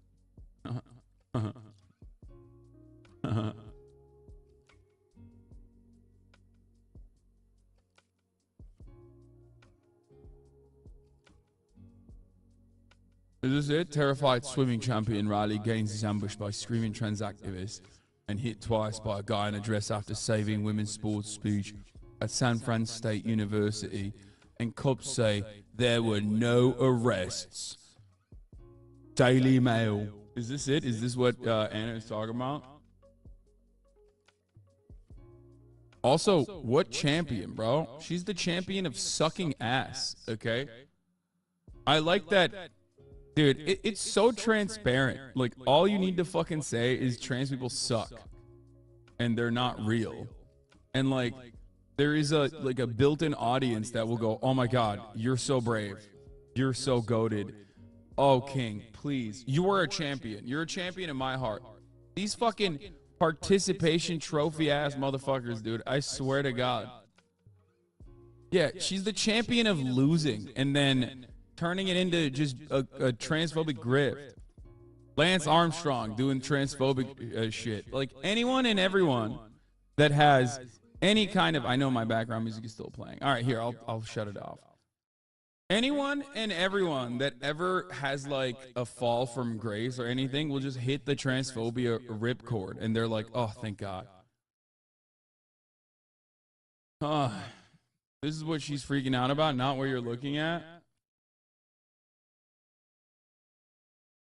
This, why Bonus Hole is going viral on Twitter and what that means?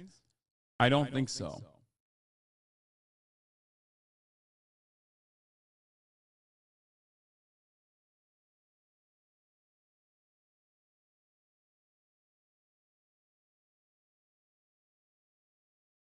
Much like the Hassan hate ripcord. I mean, the Hassan hate ripcord in some respects.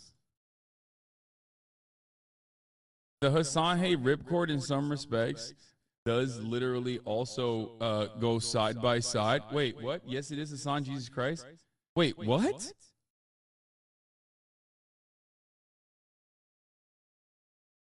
I don't make things up, but my point is that this stuff turns people off. It's not really controversial. The bonus hole? What are you guys... What is happening here? What? No way. She's not saying pussy too. That's the reason why we're mad. There's a new hole? Is it pussy too? What's happening? Was Obama right?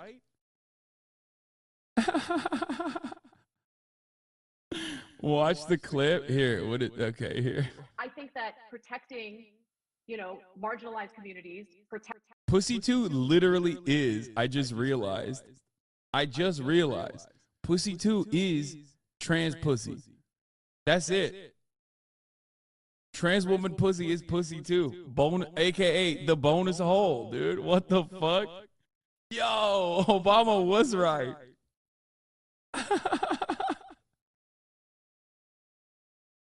Protecting the transgender community is important. However, when you move out of or move far away from making sure that they are not denied housing, making sure that they're not denied healthcare, when you move into like these more fringe areas of like, I mean, there was a story out of the UK this week, blows my mind. There was an LGBTQ group in the UK who suggested that instead of referring to vaginas as vaginas because it might be offensive to transgender men. Yeah, this kind of stuff I hate so much. Again, it's always like marginal shit. Like, who cares? Fucking cares. And then you look into the story And it's always, bro, this is literally the Gamergate neck-bearded weirdos that used to cultivate a movement around, like, shitting on the Young Turks and all manner of progressive politics online in the 2014, 2015, 2015 era of online politics. You read a one-sided article that looks at, like, some extremely fringe shit, and then you represent it as though this is, like, a community-backed movement, okay? And, like, and then you get mad about it. It's like, instead of going, yeah, who cares about this? It's some random fringe shit. Shut the fuck up, please. And then move on and talk about the actual issue at hand, which is anti-trans legislation being passed at the state legislature level that is genuinely harmful, which I know Anna would probably consider as well. It's like getting annoyed at a singular trans person or getting annoyed at, like, one random fucking fringe group being like, we can't call it a vagina, we need to call it something else, is just so, it's silly. It's just unproductive. It's counterproductive if you are interested in defending trans rights. And look no further than the likes of Ben Shapiro, who regularly do turn this into legitimate discourse, right? I mean, look at it this way. Are we really going to act like trans people are not genuinely consistently under attack by the right-wing media apparatus when, like, Anheuser-Busch made one fucking beer can with Dylan Mulvaney's face on it, and now you still haven't shut the fuck up about it. Like, the Republicans still haven't shut the fuck up about it. Like, they saw Dylan, one of these sick perverts, who almost always is a chaser, by the way, literally was, like, refreshing Dylan Mulvaney's, like, Instagram page to be like, oh my God, she posted a photo. And then they found out that Bud Light had done, like, one SpawnCon on her fucking profile, and they turned it into, like, a matter of national news. I don't want to talk about this shit, okay? I don't think it's important. I think it's very fucking stupid. And I think that whenever there are certainly cringe trans people too. I mean, cringe is not unique to any kind of subsect of society. And trans people or activists can sometimes be very fucking cringe. They can be empathetic, but then simultaneously be incredibly fucking cringe. Like, turning that into a matter of national news instead of just going, fuck that, who gives a shit, move on. Well, then you're participating, whether willingly or unwillingly, in just justifying a space for more transphobia to exist. You know what I mean? So what happened? Let's see what happened with the situation that she's talking about. Might be offensive to transgender men. You know, one of the potential replacements or substitutes could be bonus hole. That is literal fucking propaganda. This is the same. Wait, bonus hole? Wait, it is actually bonus hole. Why bonus hole is going viral on Twitter and what the term means? First of all, is it going viral on Twitter? Gives a fuck. What, you know what else goes viral on Twitter? The most unhinged Nazi propaganda. Okay? Who cares? After spending a little time on social media, you have to be wondering what is a bonus hole and why the term is all over your Twitter feed. Whose Twitter feed is this all over? It's not all over my Twitter feed. What the fuck? In 2020, Joe's Cervical Cancer Trust, in partnership with the LGBT Foundation, LGBTQ plus charitable organization, began suggesting the term bonus hole be used as a way to support trans men and non-binary people. According to their glossary, a bonus hole is an alternative word for the vagina, and recommend checking. What? Whenever someone like Yahoo says it's going viral, it's absolutely not. Yeah, dude, if this shit was going viral, Washington Post would be covering it, which, by the way, they probably will now.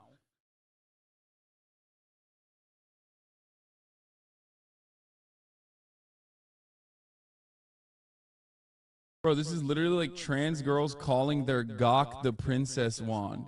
Guys, find out about the new viral phenomena, the gawk, the girl cock. This community of memers have decided to call their girl penises gawks, and it's going viral. And what we need to do now is arrest every trans person.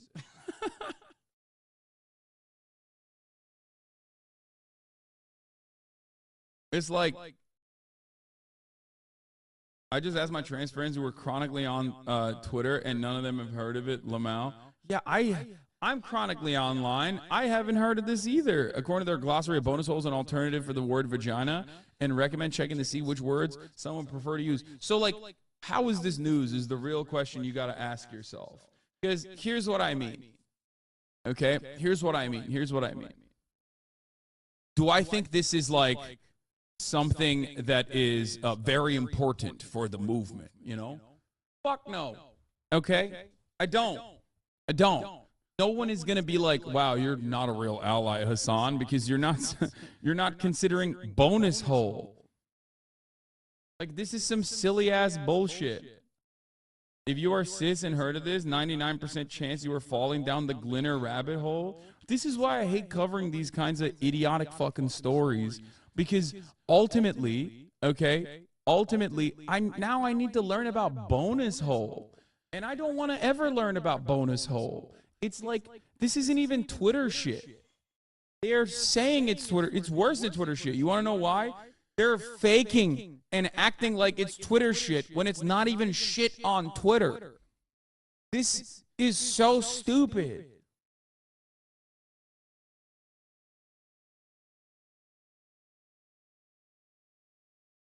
On their website, Joe's Cervical Cancer Trust using the correct language when you're talking about someone's gender identity is a simple and effective way to demonstrate support and recognition. It goes on to say that patients may seek care elsewhere if they feel hurt or distressed when a term is used that doesn't align with their gender identity. But bonus hole went viral today after conservatives like Leo Kearse and Oil London tweeted about it. Oh, that's why. Kearse is a right-wing UK-based comedian, and London is a British media personality who's most well-known for writing a book about his experience detransitioning and the issue of supposed trans ideology. Basically, he's a TERF. I like that Yahoo News, boomer-ass fucking Yahoo News, is more progressive than the Associated Press, who's like, we can't use TERFs anymore.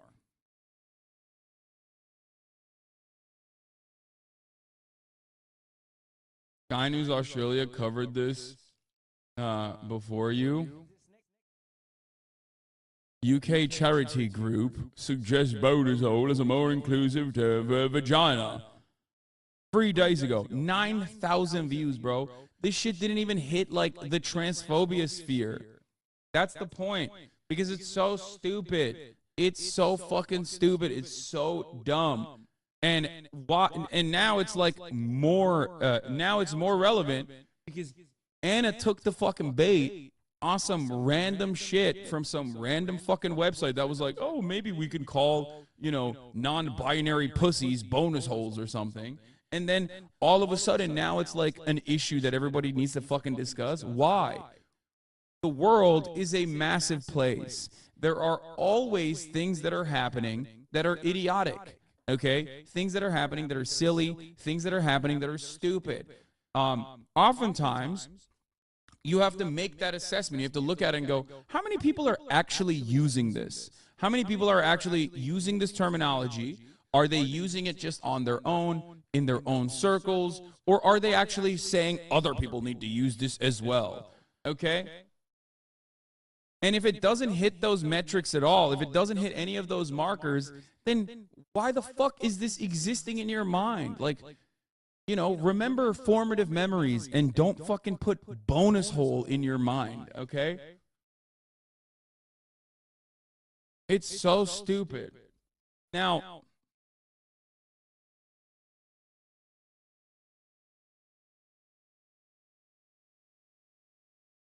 this reminds me of how trans memers started using transing as a joke, and then conservatives now use it seriously.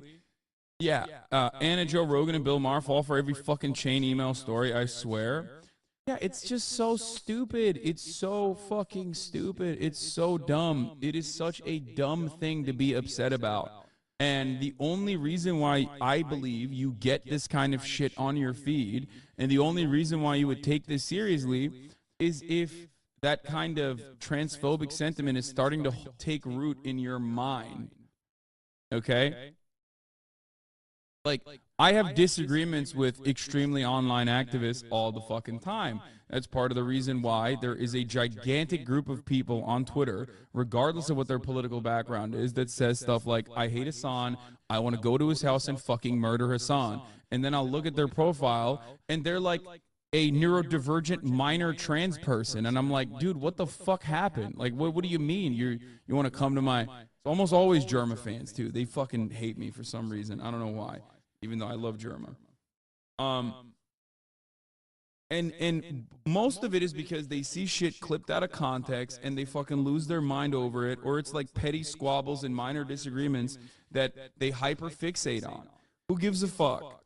Okay? Ultimately, stay the course. If you truly do care about advancing, I don't know, if you truly do care about advancing trans causes or just ensuring that trans people are not getting absolutely eviscerated in out of public life, then don't talk about bonus hole, please. This is just bait created to make like some random fucking transphobic British person Substack pop off. Okay? It's so dumb. Bonus hole. I love that. God, what's next? I just don't get it. I don't understand why this is in any way, shape, or form supposed to be a fucking news story. Anyway, let's get Shit, that's when Joe Rogan went out there and said, "Look, a guy I know, his wife works at a school where they let the kids just shit in litter boxes because they identify as cats." That's bullshit. Honest question, what do you think the impact of comments like yours? Do you think this group you referred to, assuming they're real, are now going to stop? The reason why the right turns these anecdotes into national stories is to specifically demonize the entire movement. Assuming they are real, I just linked to it. The right turns these anecdotes to national stories because they know it will turn people off. My argument is a little bit more strategic and tactful to secure healthcare and housing for the trans community. That's my point. Well said, Anna. Come on. Hello and welcome to Factually. I'm Adam Conover. Thank you so much for joining me once again as I talk to an incredible expert about all the amazing things that they know that I don't know and that you might not know. Both of our minds are going to get blown together and we're going to have so much fun doing it. Now, I think if you watch this show, if you listen to this show, by the way, if you're watching on YouTube, subscribe in your favorite podcast player. And if you're listening on your favorite podcast,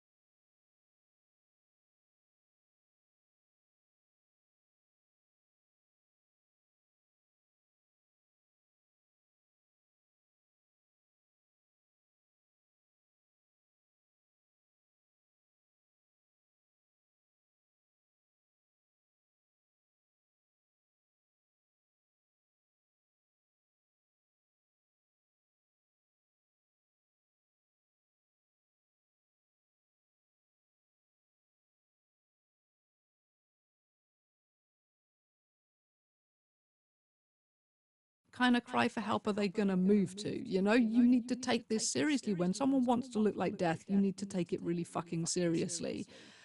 And she just didn't have a clue. She was like, well, you're not going to look pretty and you're wrong. You know, she just disagreed with me and moved on completely. Whenever I'd gained weight, there was never any like, oh, this is a good thing. You know, don't worry about it. Like, if you feel panicked by this, don't worry about it. Like, it's a good thing. There was never any of this. There was never, she was just so cold and so hard and so useless. Anyway, moving back to the video. I came home from that appointment feeling like a fat lump of shite, but at least the festival was on. That evening, my brother and his friends descended on our house, where they'd be staying until we all set off for Glasgow early on Wednesday. With my brother and his friends there, it was impossible to stop eating again. They were all so tall and skinny, and they ate like dustbins. Somehow, around them, it was so hard to see food as evil. How could it make me fat when they ate tons of the stuff and didn't look fat at all?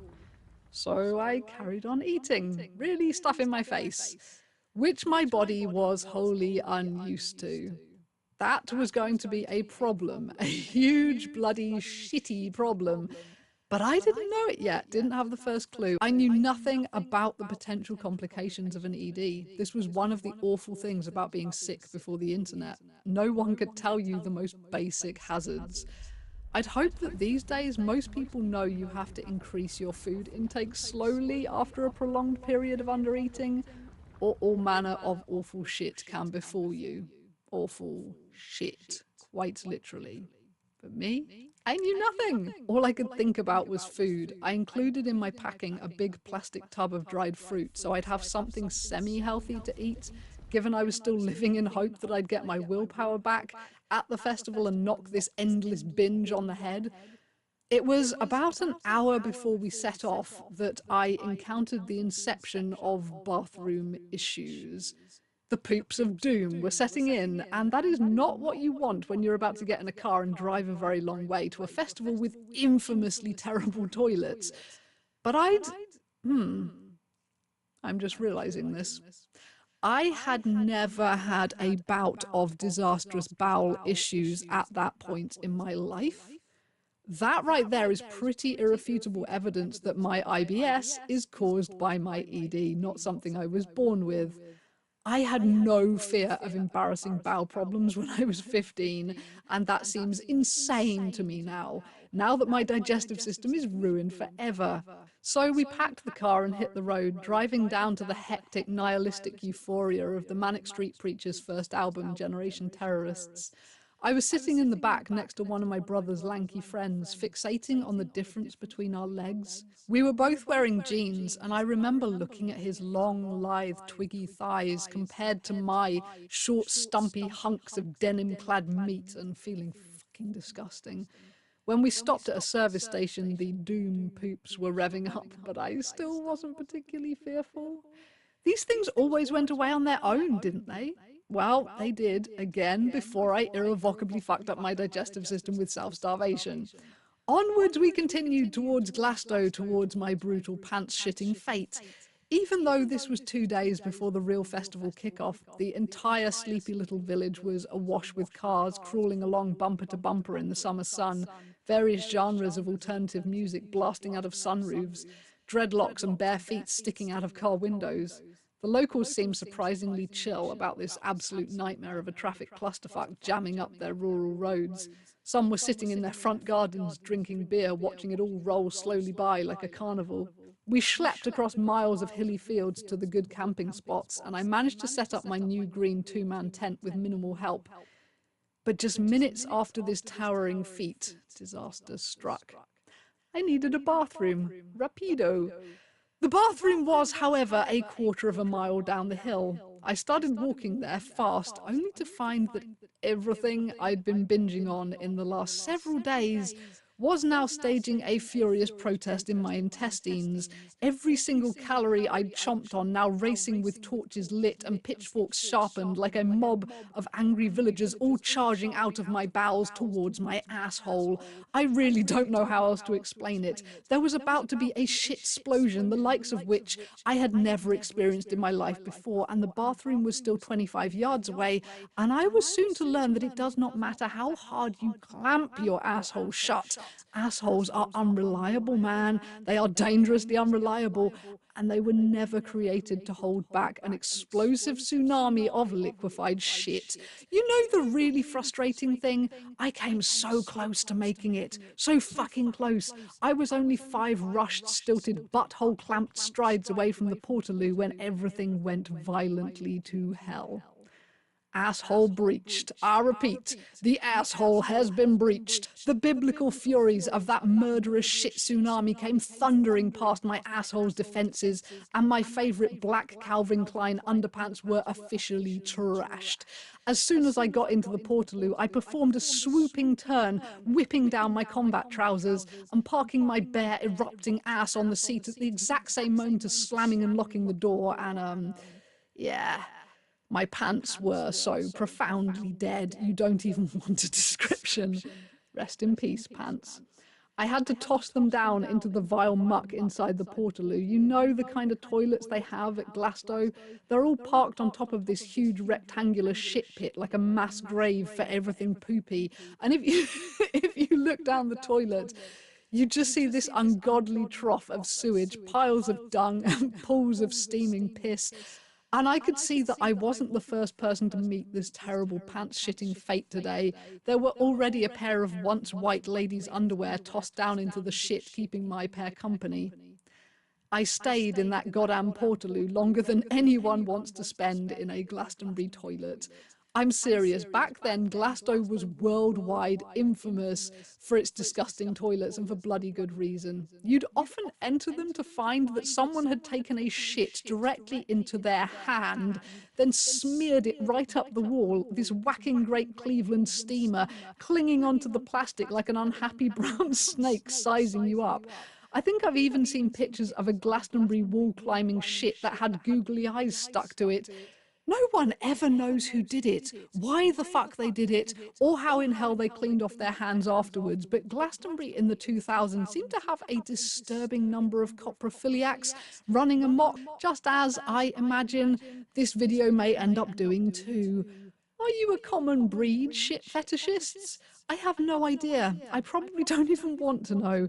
I only mention this riotous poo-smearing Glastonbury culture because I was so fucking lucky that the toilet I darted into mid-arse explosion did not have someone else's nutty feculence smeared around the seat or the door handle or anywhere else vital, because just shitting your pants is never as bad as things can get in a Glastonbury toilet. There's always some next level of scatological disastrousness lurking right round the U-bend. Poo on the seat, poo on the wall, poo on the ceiling. You never know where you'll find poo at Glasgow. That's a timeless fact. But anyway, I digress, excuse my shitty tangent. Back in the timeline of the story, I sat in that toilet for a flipping eternity, freaking out and wondering what the hell my next move was. I was being haunted on repeat by the flashback sensation of the moment my asshole spectacularly failed me. All my life, I'd laboured under the comforting delusion that an asshole could be trusted. If you needed to shit and you weren't on a toilet, you just held it in. Simple. Well, now I'd entered a terrifying new dimension of knowing. Assholes were not a binary switch, like asshole open, asshole closed. There was a third option. Asshole down, asshole beaten, asshole trashed. As I sat on that toilet, my intestines were now making it crystal clear they were not done with the revolution yet. Anyone eating disordered who's ever overdosed on laxatives, you know how it kind of goes with this stuff, right? Every time you think you can finally get off the loo, along come the stomach cramps and the nausea, then you go hot and cold and everything gets very surreal and you think you're about to pass out or puke, then seconds later, your ass just erupts like Mount Vesuvius, and the pattern repeats and repeats and repeats until you begin to fear you'll never see a world outside of your toilet ever again. Now imagine that, but it's happening inside a tiny rattly blue Portaloo with a whole ass festival going on outside, and you're just 15 years old, 200 miles from home, with no one but your super cool older brother and his super cool friends who you definitely don't want to tell that you just shat yourself. What do? I exited the toilet and got out my crappy little year 2000 mobile phone, which looked like a TV remote with a little aerial sticking out the top, and called my mum to say I had a stomach bug. I was not mentioning the words shit or pants, even to my mum, because that's how much of an awkward little weirdo I was back then. I just said no when she asked if I was being sick, and when she said other end, I made a sort of mumbled sound of agreement, and she laughed, then told me she'd come pick me up if I wanted her to. I said no, not yet, because in secret, I had a cunning plan. Pre-warning, it was revolting. Do you remember that plastic tub of dried fruit that I'd brought with me? Yeah? Well, inside my newly erected tent, there it sat, big and plastic, with an airtight lid and a nice wide opening, and you see where I'm going with this, right? I dumped out all the fruit. The tub itself, I decided, was about to suffer a humiliating life status downgrade to my own emergency commode. In swanky terms, I'd just turned my tent into an ensuite. In less swanky terms, have you ever had the shits in like a tiny little bathroom at work with your colleague sitting right through the wall as your arse erupts like an angry farting monster? That was another fun ED side effect day. Point is, when you get the shits, it's not exactly quiet, is it?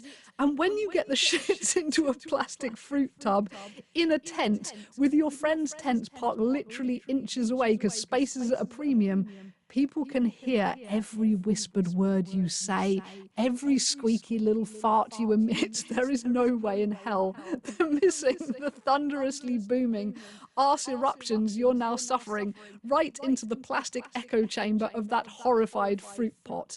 This being such, the fruit pot commode was not such a brilliant idea. I mean, it was better, a lot better than no toilet at all and far more pants shat in, but I was not saved. I stayed in my tent that first evening when everyone else went out to eat, shitting in my fruit pot and reading the official Glastonbury magazine about the bands who were playing. Before bed, I chucked my secret toilet into my backpack, then took my toilet to the toilet to empty out a grotesque amount of liquefied shit. Happily, thank the Lord, the thing did not erupt in my backpack. Thank God for airtight seals, or the humiliation could have been amplified 1,000-fold. Can you even imagine if I just had this backpack with shit erupting in it and I'd had to explain that one away? Like, oh Lord. In the morning, though, nothing was better with my arse, and my mum had texted my brother, so he took me down to the medical tent, this great towering white and red thing that looked like a huge swirly barber's pole. They led me through into a tented-off bit of tent, then asked me a whole load of questions about where I'd eaten at the festival, all worry-faced in case there was salmonella in the food, and soon we'd all be drowning in uncontrollable rivers of hippie feculence. I wasn't experienced enough about EDs yet to know that it was just eating after starving that had done this to me. All I knew was that it had started at home, not through eating anything here. So the questions shifted into more embarrassing territory. Are you pregnant? They asked. No, I said, laughing at the very possibility. I was a kid, and I was sure I looked like a kid. Are you sure? They probed. Anything was possible at Glasgow. I was rapidly learning. They had on-site needle exchanges and everything. A pregnant 15-year-old was hardly a mind-blowing thing here. Are you sure you're not pregnant? Yes, I said, frowning down at my nails. How are you sure? They continued to push. Because it would be an immaculate conception and I think it'd be all over the news, I said deadpan, like the giant autistic I am. They just stared at me, bemused. Finally, I was forced to spell it out. I can't be pregnant because I've never done it. I stuttered, tripping over the V word that was such a giant embarrassment for all teenagers of nearly legal age in those weird, creepy age gap 2000s days. They nodded and gave me an Imodium. I went back out to the festival with my brother, but we had to carry on bouncing from toilet to toilet like shitty pinballs because Imodium ain't strong enough to hold up to anorexia-ravished intestines. The doom poops would not be contained. It was occurring to me in that moment how weird it is having the shits in public. I would always rather be shitting than puking, personally. Hugely emetophobic back then, but the thing is, if you're at a festival and you have to randomly lean over and puke in a bush, no one bats an eyelid. However, if I pulled out my arse and shat in the nearest bush, people would be horrified, even at Glasgow. And as mentioned, Glasgow has pretty loose standards of societally correct behaviour when it comes to where and how you shit. I wanted someone to streak through the crowds waving a sign that declared "Normalise wild shitting," because that honestly was what I needed. I didn't feel ill particularly, I just couldn't block up the endless tsunami that had taken over my digestive system, and I wanted to shop, but I couldn't because I didn't want to like shit my pants in someone's store. So we found the next medical tent, and they ran through the same questions, then they gave me codeine, which I was rather excited about, having heard it mentioned in an article about Kurt Cobain. Codeine must be some kind of drug, and that made it exciting. However, whatever dose they gave me to bung up my arse, it wasn't enough to feel, even with zero tolerance. It did, however, bung up my arse. Victory at last? No.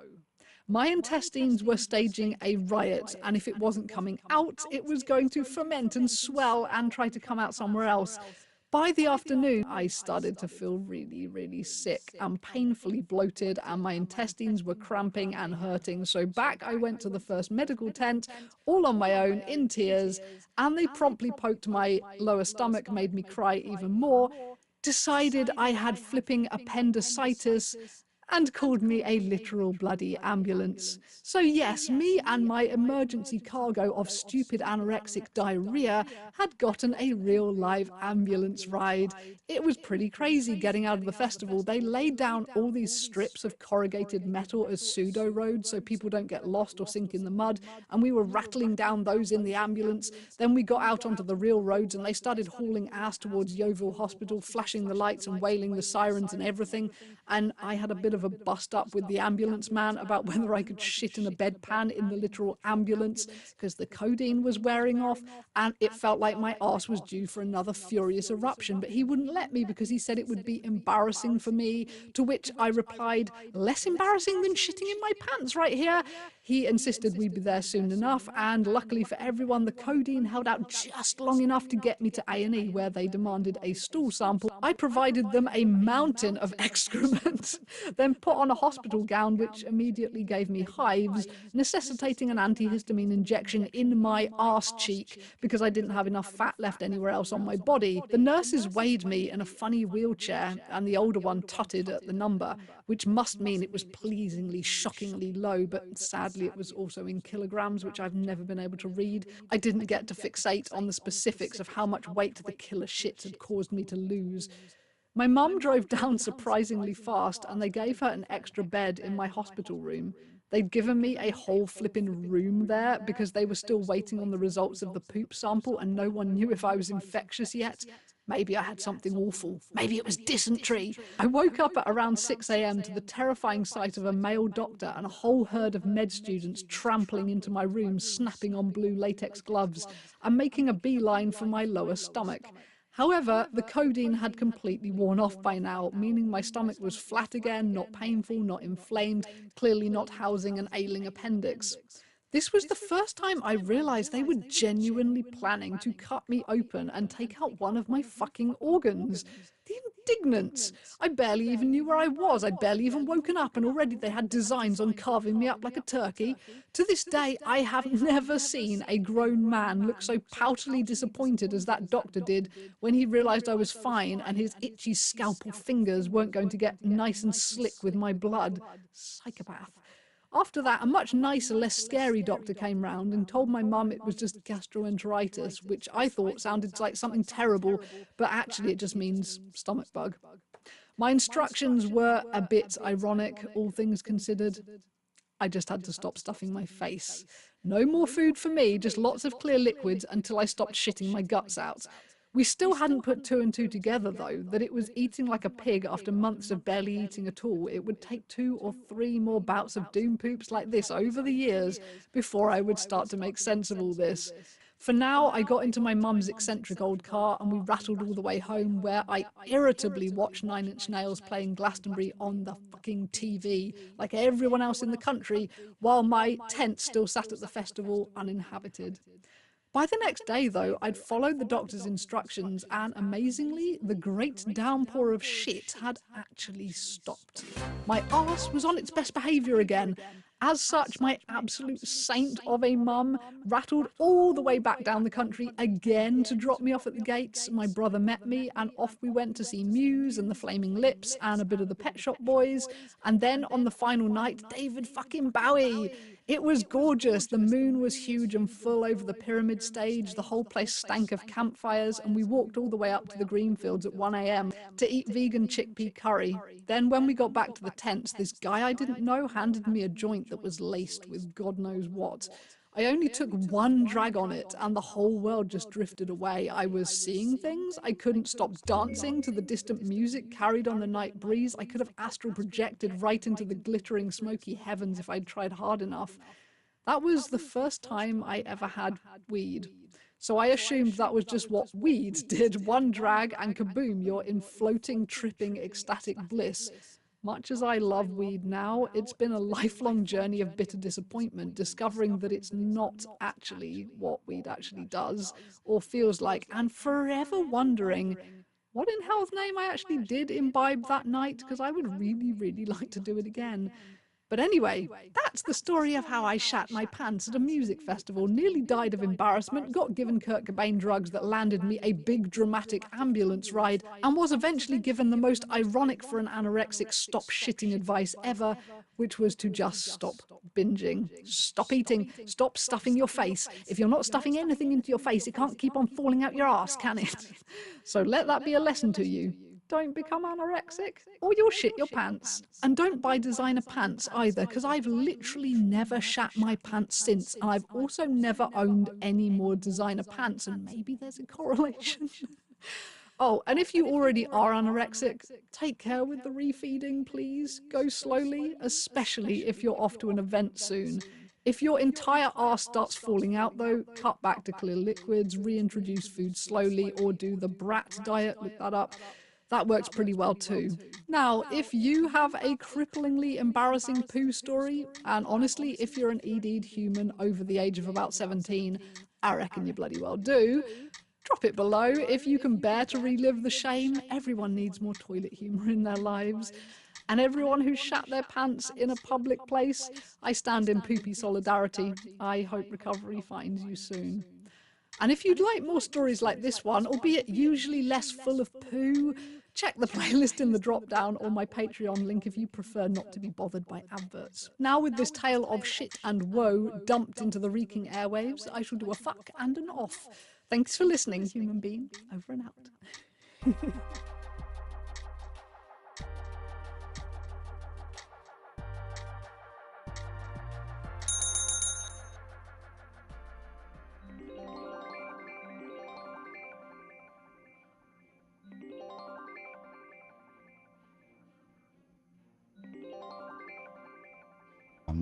But the moment was, you know, screw this old white German guy with a cigar in his beard who never smiles.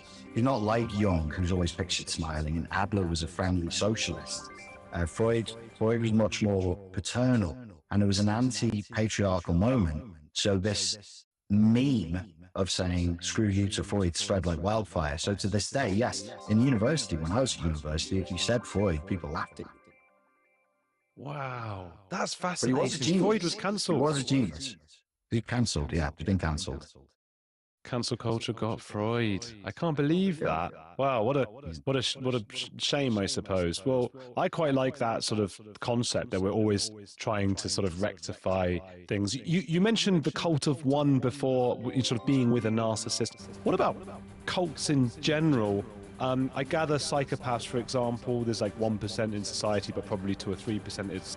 Narcissistically abusive relationships, especially if they're romantic or familial, the more intimate they are brainwashing camps. It's a cult with 2 people inside of it. It's a cult of one, essentially. They're one leader, one follower. Richard, how are you doing? I'm very well, sir. How are you? I am very well too. Good to have you on. I love your channel. I've been looking around. We're going to be talking about narcissism and stuff. Do you mind going through the basics? I mean, what? I know it seems obvious to a lot, but maybe it isn't obvious. What is narcissism?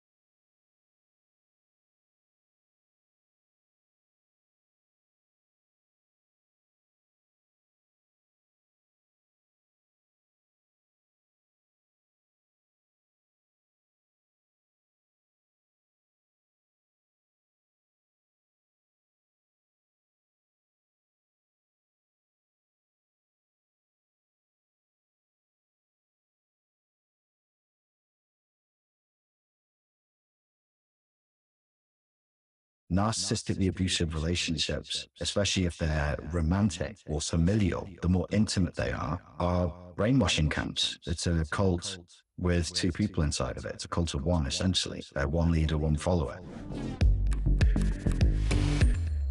Richard, how are you doing? I'm very well, sir. How are you? I am very well too. Good to have you on. I love your channel. I've been looking around. We're going to be talking about narcissism and stuff. Do you mind going through the basics? I mean, what? I know it seems obvious to a lot, but maybe it isn't obvious. What is narcissism?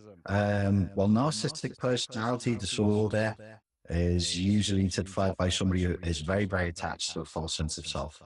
And through that false self, that delusional view of themselves as grandiose and all-important and all-powerful, they filter reality. So they're not very good at taking on external reality. They filter it through this delusional, false sense of self. So it's typified by envy, bullying, exploitativeness, a strong sense of entitlement, a deep sense of attachment to that false sense of self, so that if you attack it or say you're not as amazing as you think you are, you'll usually experience what we call narcissistic rage. And so does that mean that these people don't necessarily realize they're doing bad things when they do bad things? It sounds like from what you've said that they feel like they've been badly treated and they've been dealt a rough hand. It's an interesting question. It's at the core of psychology. It's like a philosophical question. If somebody is mentally ill, are they alleviated from any sort of moral duty? Obviously, there are times within the legal system, if you can prove that you've become clinically insane for a temporary period of time, you can get a different sentence or a shorter sentence. I believe that they know the difference between right and wrong. I believe that this factors in strongly with psychopathy. They know what is right, they know what is wrong. They simply do not care. So I'm not in the camp of saying that this is all moral relativism, that they're victims and that therefore that they should be absolved. I think everybody suffers trauma, and we all have a choice for how we deal with that. But we definitely have. I mean, I know just from myself, I've been to therapy over the years, not a lot, but I lived in Argentina where they have the most therapy per capita in the world. So it was like it was like getting a cup of tea out there. You go and get a therapy session, and it definitely changed my perspective on times where I thought that maybe someone hadn't been good to me, and I thought, oh, well, actually, maybe that was my fault, and I was able to sort of look inwards, and that sort of changed. So maybe, I guess what I'm angling at here is, can narcissists change? Can they start to see things, like reframe things? Narcissistic personality disorder so the opinions differ on this. I'm in the camp that says if it's full-blown narcissistic personality disorder, then that's, in order to identify that as being that, then there has to be no capacity for change. It's extraordinarily rigid. So the ability for them to deflect reality from entering into their space is really, really strong. It's really, really high, and they can keep reality at bay. There is narcissism that exists on a spectrum, though, and at the lower end of the spectrum, where you just have a highly narcissistic style, or what some people call low-grade narcissism, yes, there could be some change that can be affected over time. You can teach people to change the way they act. And maybe I just think the way they frame, I guess if you're always thinking, oh God, they're always doing that to me, everyone's doing bad things to me, and because I'm thinking of particular narcissists I know in my life, that's why I'm asking you, because I'm thinking, what can I do to maybe help them reframe things? Is there much you can do? I think you can attempt to feed back to them what's happening, and then gauge how receptive they are to that feedback. If they're not receptive to it at all, then really what can any of us do within the boundaries of the law? I mean, you could kidnap them and then stick them in a brainwashing camp and feed them psychedelics and retrain them to think in a different way. But outside of doing that, through adult-to-adult consensual conversation, no, there's very, very little hope. Was there something that happened perhaps in your life? What sparked your interest in narcissism and leading to your quite wonderful and popular channel? I think I was raised in a highly narcissistic environment. I would think that my parents would be on the spectrum for narcissism, as well as borderline and psychopathy. So I was raised in a very unstable environment. So I've always had a lifelong interest in mental health. And then as I got into adulthood, I was examining some of my relationships, and I could see I think out of 12 relationships, there was a very, very high degree of narcissistic style there, to say the least. Do you think that is there, and not in a victim blaming way, but is there something that some of us do to attract or to search for narcissists? I'm not one of those mental health people that jumps up and down in the politically correct way about victim blaming. I don't like the way that any emphasis of putting responsibility back on the other person is just written up as victim blaming. Victim blaming is like it's like code words. Obviously, victim blaming exists, but to say, hey, did you maybe have some semblance of an impact on this relationship between two adults? I don't consider that victim blaming. No, I think it's a perfectly reasonable question, and any responsible adult should welcome that question and not write it off as some sort of, I don't know, microaggression or offense or victim blaming. No, of course, we have a responsibility. Unless you were dragged into the relationship at gunpoint, but that's psychopathic abuse. That's where the law has been transgressed. That's the kind of thing serial killers do. And this is not that. It requires our consent. And then when we stay, even after we've realized the relationship is abusive, we have to ask the question, well, why did I stay? What was causing me to stay there? And what kinds of things? Is it sort of people pleasers and that kind of person? I think the human mind will look for simple solutions to quite complicated questions, and we have two hands, we have two halves of the brain and two eyes. So we like to create dichotomies and binaries.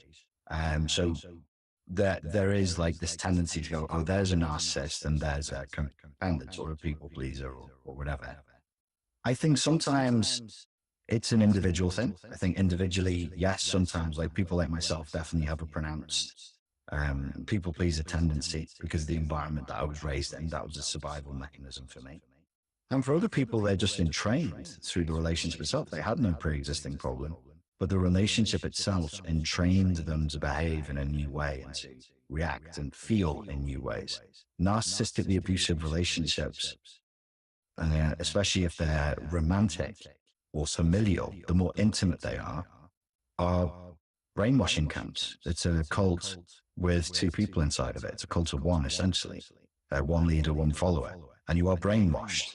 You are brainwashed inside of that camp. So that brainwashing can lead to people-pleasing tendencies, even if those were on there before.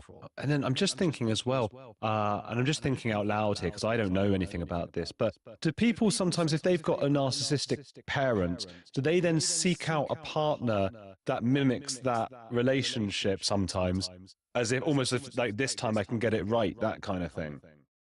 Yes. That was something that Freud identified as repetition compulsion. So the pain, yes, you're just like Freud. I'm just thinking that. You'd be glad to know. So he would have said, repetition compulsion. You're trying to resolve something in childhood that you failed to resolve in adulthood. And you're doing it compulsively. You're doing it unconsciously and obsessively, desperately seeking for that release from the trauma bind from childhood. Can be that. It can be that we were raised in environments that were abusive and tyrannical and dictatorial. And so abusive, tyrannical, dictatorial environments feel like home to us. They feel comfortable to us. Something that is egalitarian, adult, and honest and requires consent would feel uncomfortable, would feel alien and strange. And so we would move away from it if we were raised in those kinds of environments. And where do you stand on Freud? Because again, I don't know much about psychology, but obviously it was sort of very in vogue not long ago to, Freud this, Freud that, and now it seems to be always discredited. But what you just explained, which was my own theory, parroted back at me, I suppose, in a sense, I suppose it makes sense to me. And then, of course it does, because that's what I just said. But it makes sense, right? I don't know. Yeah, I think if you look, Jung, Freud, Adler. Freud was a complicated man, and there was probably too much wholehearted acceptance for the things he said originally. He really is the grandfather of psychology, not just the grandfather of psychoanalysis. And then around the 70s, I don't think it was her fault, but I think it was a sign of the times. A journalist who was a radical feminist came up with a conspiracy theory about Freud that's been widely circulated and widely accepted since, that he was essentially victim blaming the experiences of his female patients who'd been abused in childhood. It's not true. The radical feminist journalist, not a psychologist, a journalist, got it wrong, got it totally wrong, or she willfully got it wrong. But the moment was, you know, screw this old white German guy with a cigar in his beard who never smiles. He's not like Jung, who's always pictured smiling, and Adler was a friendly socialist. Freud was much more paternal, and it was an anti-patriarchal moment. So this meme of saying, screw you to Freud spread like wildfire. So to this day, yes, in university, when I was at university, if you said Freud, people laughed at you. Wow, that's But he fascinating. was a genius. Freud was cancelled. He was a genius. He's cancelled, yeah, he's been cancelled. Cancel culture got Freud. I can't believe that. Wow, what a shame, I suppose. Well, I quite like that sort of concept that we're always trying to sort of rectify things. You mentioned the cult of one before, sort of being with a narcissist. What about cults in general? I gather psychopaths, for example, there's like 1% in society, but probably 2 or 3% it's CEOs and maybe cult leaders and stuff. Might that also relate to narcissists? Might there be sort of cult leaders who are narcissists and things? Narcissists and psychopaths are frequently comorbid. So I believe narcissistic personality disorder, of all the personality disorders, is most often comorbid, which means it shows up with other personality disorders. Or in other words, it's very rare for somebody to be just narcissistic personality disorder. So one of the things that they're frequently comorbid with, diagnosed with, is psychopathy. So narcissistic psychopaths are going to look for environments that affirm rather than challenge their delusional self-image, which is the delusional self-image is I'm amazing, I'm wonderful, and I deserve special treatment. So they will either seek to become leaders legitimately, as you know, CEOs, or put themselves into positions of power, or yes, they will actually seek to run cults. People who are running cults are probably at the more psychopathic end of the spectrum and less pro-social. The more pro-social they are, you're probably looking at somebody who's on that spectrum of psychopathy to narcissism is more of a narcissist. It's interesting because I always look at those leaders and think that sometimes they seem to be true believers, you know, in whatever they're preaching. And I guess we like to think of like the good guys and the bad guys, but maybe they think they're good guys. I guess I don't know what my question is because you can't possibly answer it without speculating. But I mean, to what extent are cult leaders really thinking that they're doing good, and can that still mean that they are, you know, a psychopathic narcissist? I think once you've entered the realm and you're looking at the subjective reality of a narcissist, psychopath, these questions about good and bad, they don't really make that much sense there. You know, it's like taking a psychedelic and entering a hellscape. Inside of that subjective reality, there is only exploitation, there is only power, there is only control. The concept of good and bad is like an alien language that they have to learn to speak to dominate, colonize, and exploit the aliens that they're there to exploit. We are alien to them. We are things to them. So good and bad is not something they're going to lie awake at night thinking about. Power or not power is something they would lie awake at night thinking about. Interesting, because I thought that was psychopaths, but just narcissists, like not psychopathic narcissists. I would have imagined, and again, I know I'm coming from a place of knowing nothing, that they would be like, oh God, the world's against me, and everyone else is doing bad to me. But am I doing wrong? Would they? But you're saying that's not the case. They're not wondering if they're doing wrong.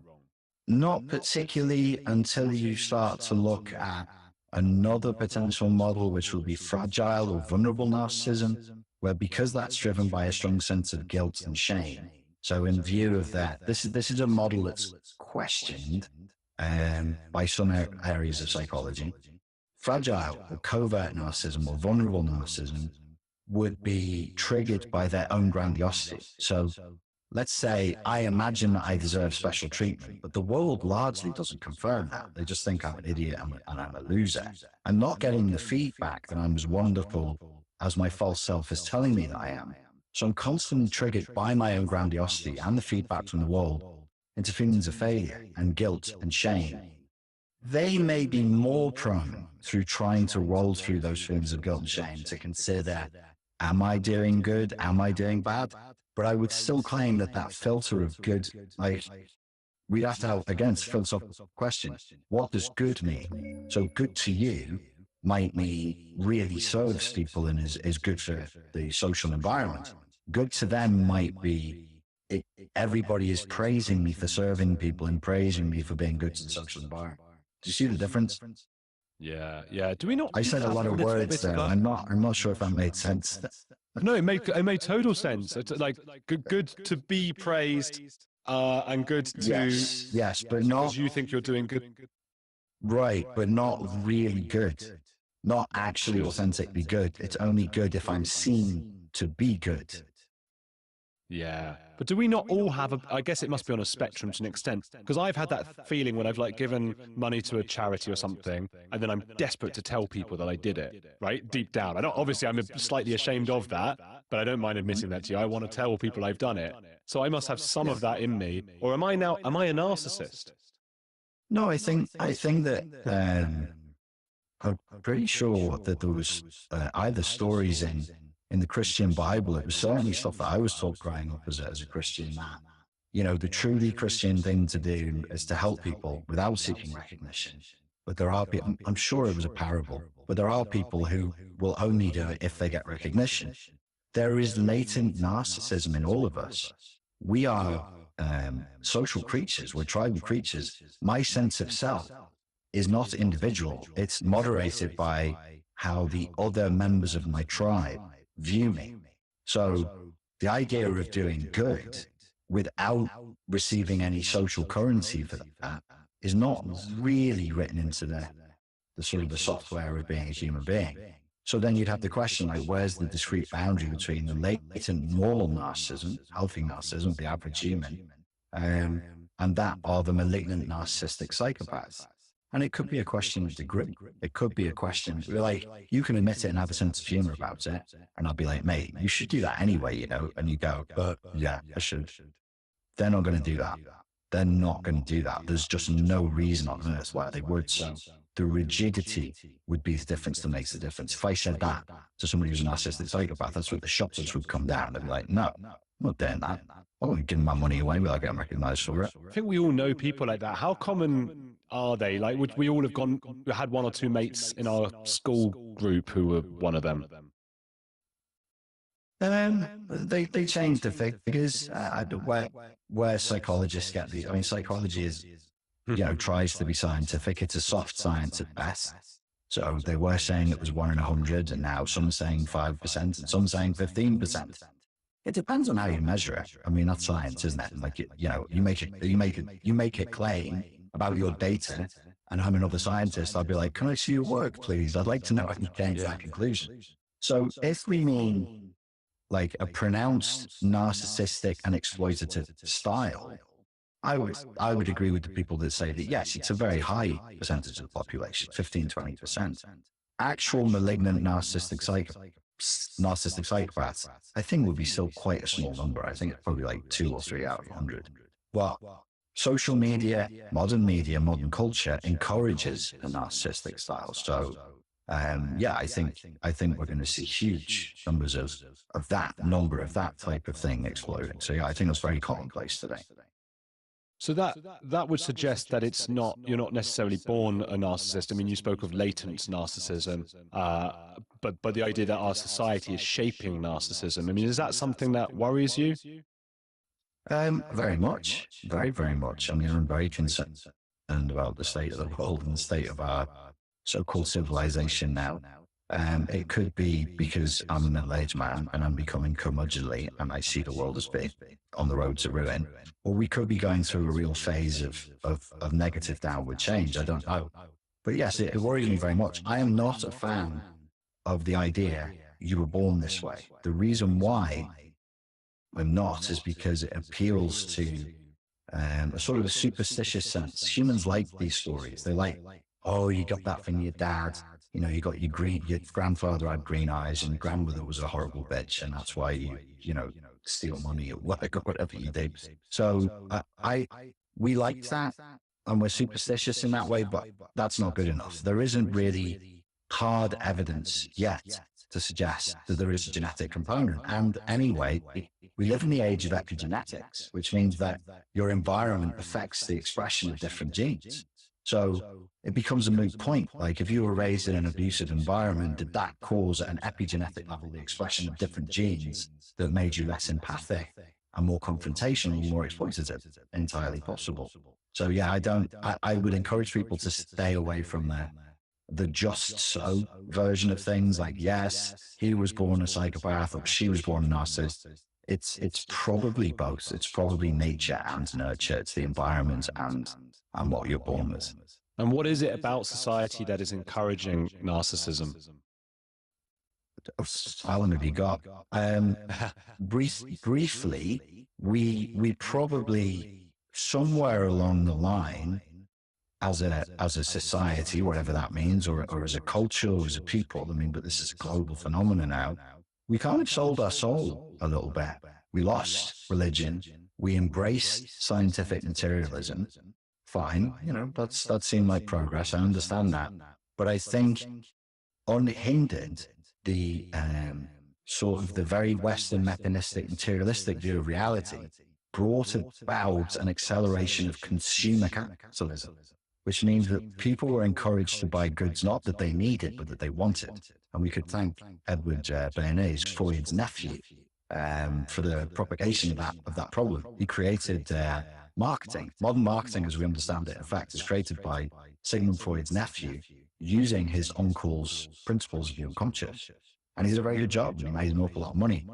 But with consumer capitalism, we're all pushed into a modality that makes narcissism and psychopathy a more logical way of conducting yourself in the world.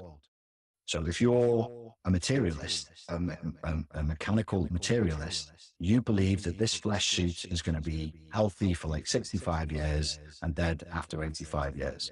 It only makes sense that you should experience as much pleasure and power as you can in a limited period of time you have. That's consumerism. So drink more, eat more, snort more coke, have sex with more people. It creates a very vulgar and brutalizing cultural milieu that we have to swim through. And as we're swimming through it, we all become more vulgar. We all become more brutal in order to survive in what is effectively, in my eyes, becoming a prison planet. The planet itself is beautiful. We have everything we need here, but we swallowed a nightmare pill and we're turning it into a real horror show. I'm just trying to think of like the sort of tribe dynamics. I don't know if maybe I'm reading too much into that stuff. Evolutionarily, you're in a tribe, and I suppose you've got to get that balance right between doing what's right for you to survive long enough to pass on your genes. So you've got to be selfish in that respect, and also what's good for the tribe. And so I guess this, when we become narcissistic, is it just tilting a little bit too far that way? Well, when we were living as hunter-gatherers, the thing that would have held, I mean, there was just no chance for capitalism, never mind consumer capitalism, because capital is stuff. And if you're running in fear of your life or running to find shelter all the time, what can you hold in your hands? Like a spear, your favorite cloak, your father's thigh bone, or whatever like they were carrying around. You know, you just couldn't, capitalism wasn't an option. Consumer capitalism was millennia away. Consumer capitalism has been around to the flash of an eye, as capitalism has. I'm not a Marxist, but Marx identified something that he called primitive or tribal communism, which is what you're talking about, which is, say if we lived in a hunter-gatherer tribe, you and I and 28 other people fighting for survival every day, of course I'm going to feed you if I can. Of course we share the tools, because if we don't, we're all going to die.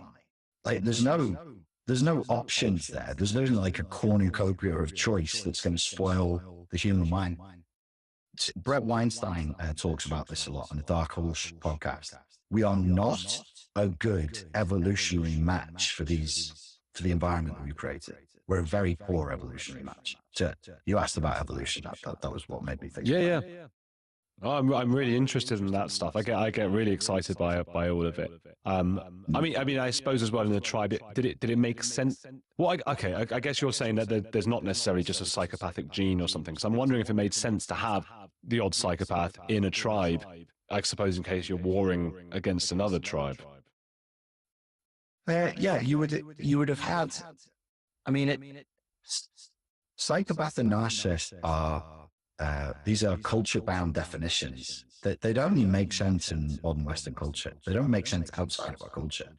It doesn't mean anything, other than all psychological diagnoses are. There are plenty of cultures where you could talk to the spirits, talk to the rain gods, believe that you changed into an eagle and had a vision of the future of the. That wasn't a problem. You try that now, they'll lock you up. So it's all context specific. So other people have changed that and called it the warrior gene. They said these are the war makers of the narcissistic psychopaths. And yes, there probably is an evolutionary advantage in having, in a tribe of 50, one or two of the guys there being a bit unhinged, just in case there's a real problem, and you throw them forward first. They probably would have been, had a very high tolerance for risk, very high levels of aggression, being extremely delusional, like they thought they would conquer in every battle, which you should be if you're running into battle, because you have a better chance of surviving if you do. So yes, it couldn't have been incidental in that way. Yeah. How long would you have to have a conversation with someone before identifying them, or would you be able to identify them as a narcissist? I mean,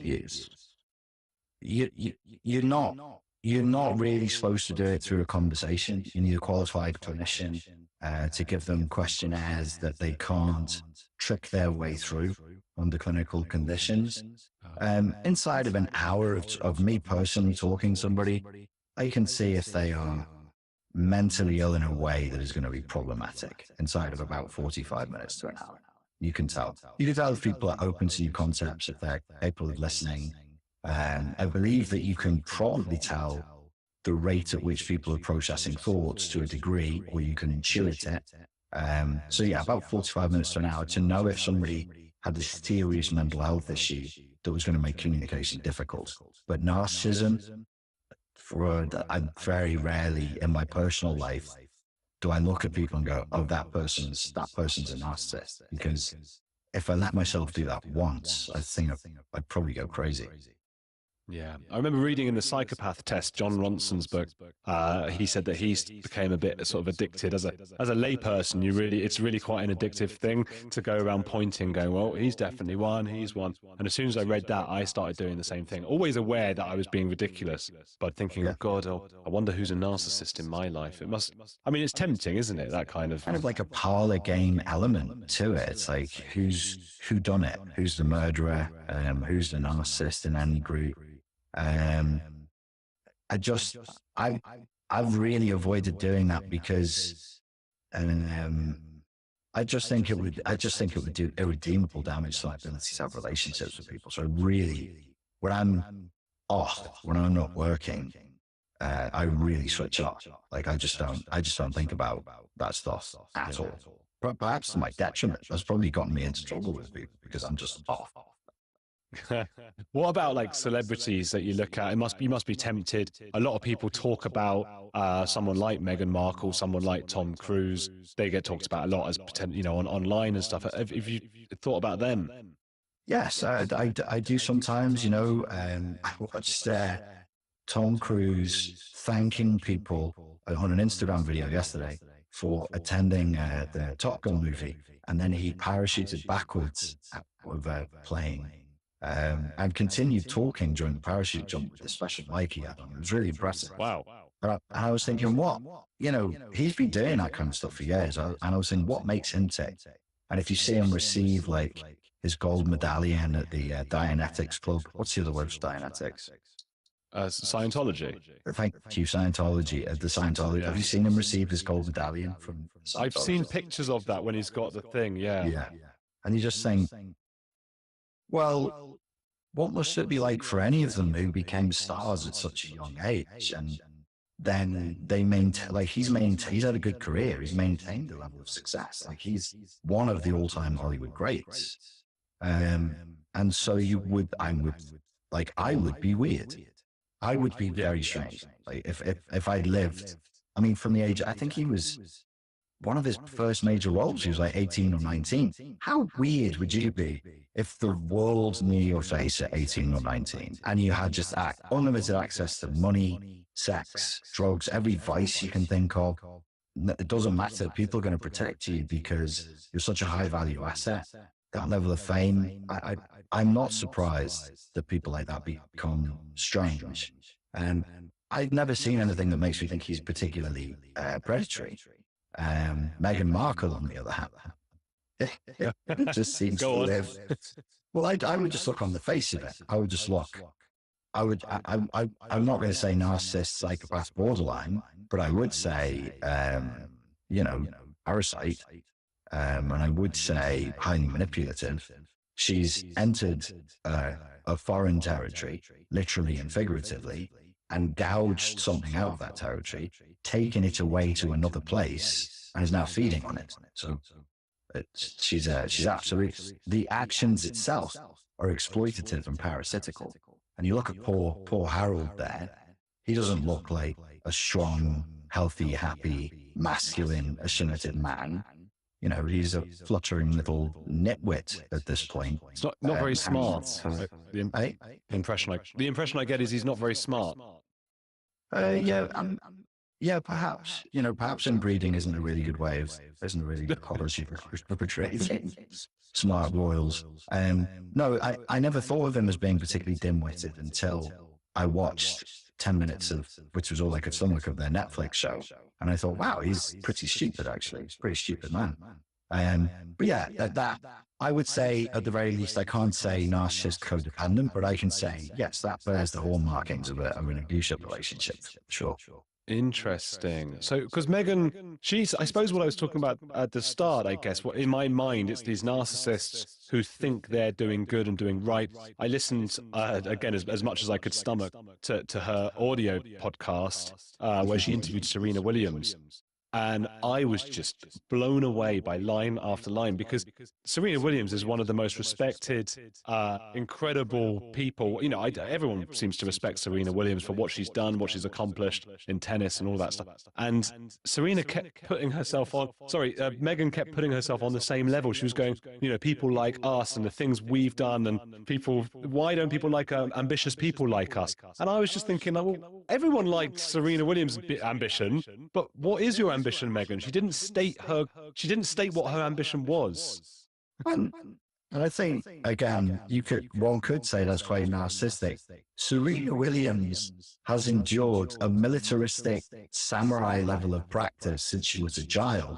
And now at the end of decades of that, she's really good at doing a thing. What's Meghan Markle good at doing? Where's her practice? What does she practice that? Stealing royals. It was stealing royals with pre-existing mummy issues. Well, I was listening, just going, I was waiting for the moment where she just, I find it so slippery, because I just want her to state what it is, her ambition, because all she talks about the whole episode was ambition and why women aren't allowed to have ambition. Women like her and Serena can't have ambition, and people don't like them having ambition. I just wanted her once to say what her ambition was, because as you say, it just seemed to be becoming a princess, which doesn't seem to be a feminist ideal. And again, people said to me when I've said this before, well, you're a man, you shouldn't say what a feminist ideas. Well, fair enough, but plenty of women will also say that becoming a princess is not really an ideal. Yeah, I mean, she is ambitious, that's for sure. Who doesn't want Serena Williams to do good? I've never heard anybody say, get rid of Serena Williams, get her out of women's tennis. All I hear is support and praise, which is, as far as I know, all she deserves. All she's done is work really hard, and now she's an amazing athlete. And fairly positive, it seems. No, for her to compare herself to Serena Williams is insane. I mean, it's completely ludicrous. It's a kind of reverse appropriation. She's appropriating Serena Williams' virtue, but she's also colonizing Serena Williams with her victimhood complex. Like we're both victims of the same conspiracy. No, you're not. You're not. Nobody's a victim of a conspiracy here. People don't like you because you're not likable.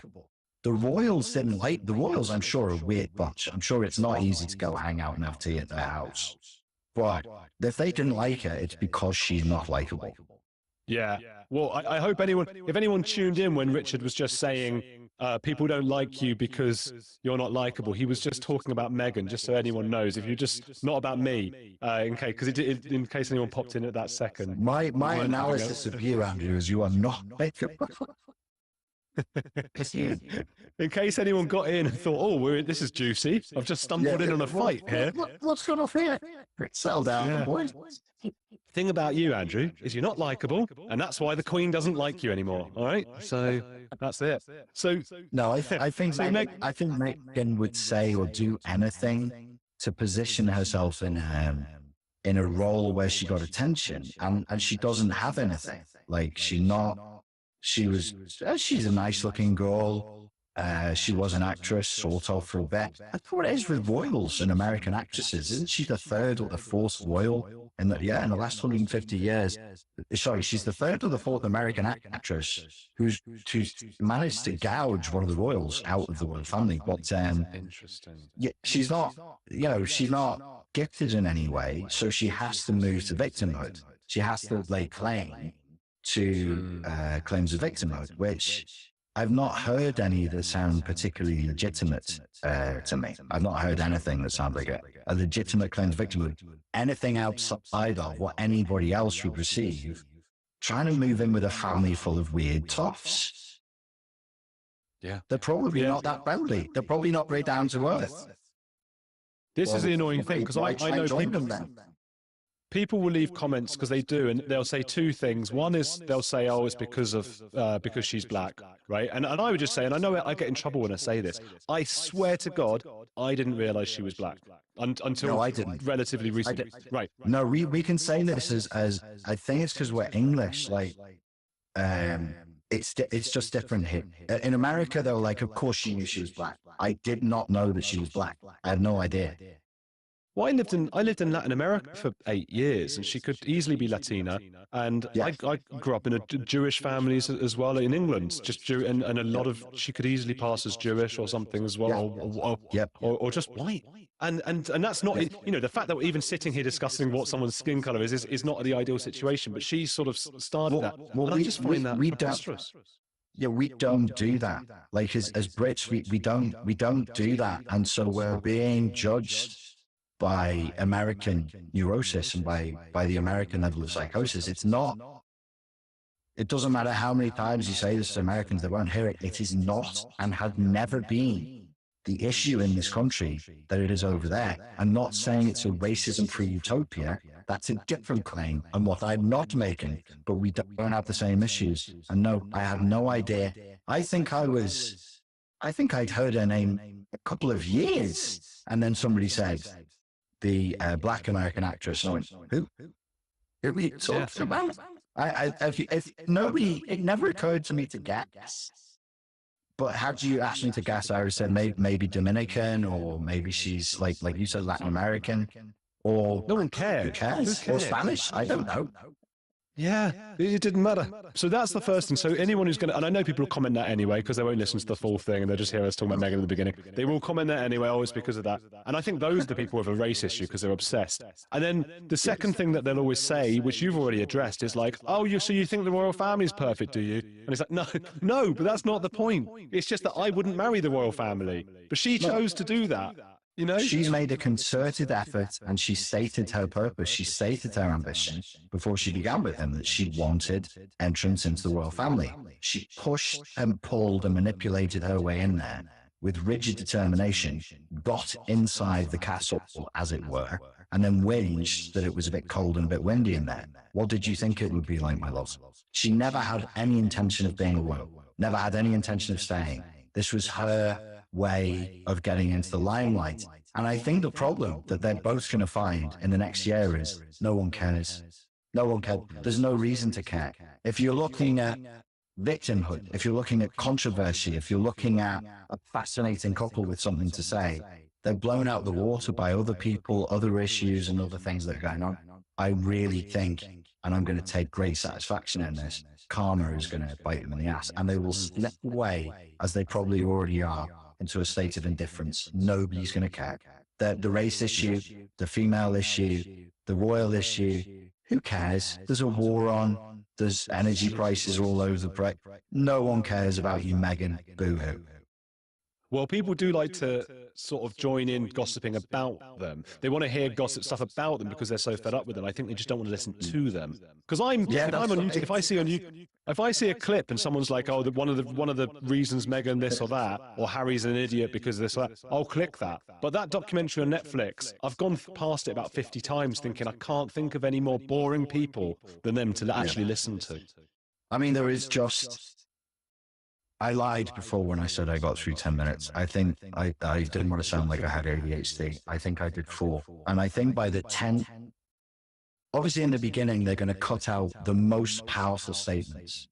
And what is it? I think it's called a cold open, whatever it is, to lure you in. They're like, oh, I want to know the context for these controversial statements. Just insipid trite aphorism after insipid trite aphorism. Had a comedian written those lines, I would have believed it more. You know, Harry whinging about this, Meghan offering some philosophical, whimsical insight into grief, and I'm not listening to it. I'll be dead one day. I don't have time for this. Yeah. Well, is that narcissism then? Is she just a narcissist? I can't say that she has narcissistic personality disorder. I can say that she's a fairly standard issue millennial, sorry.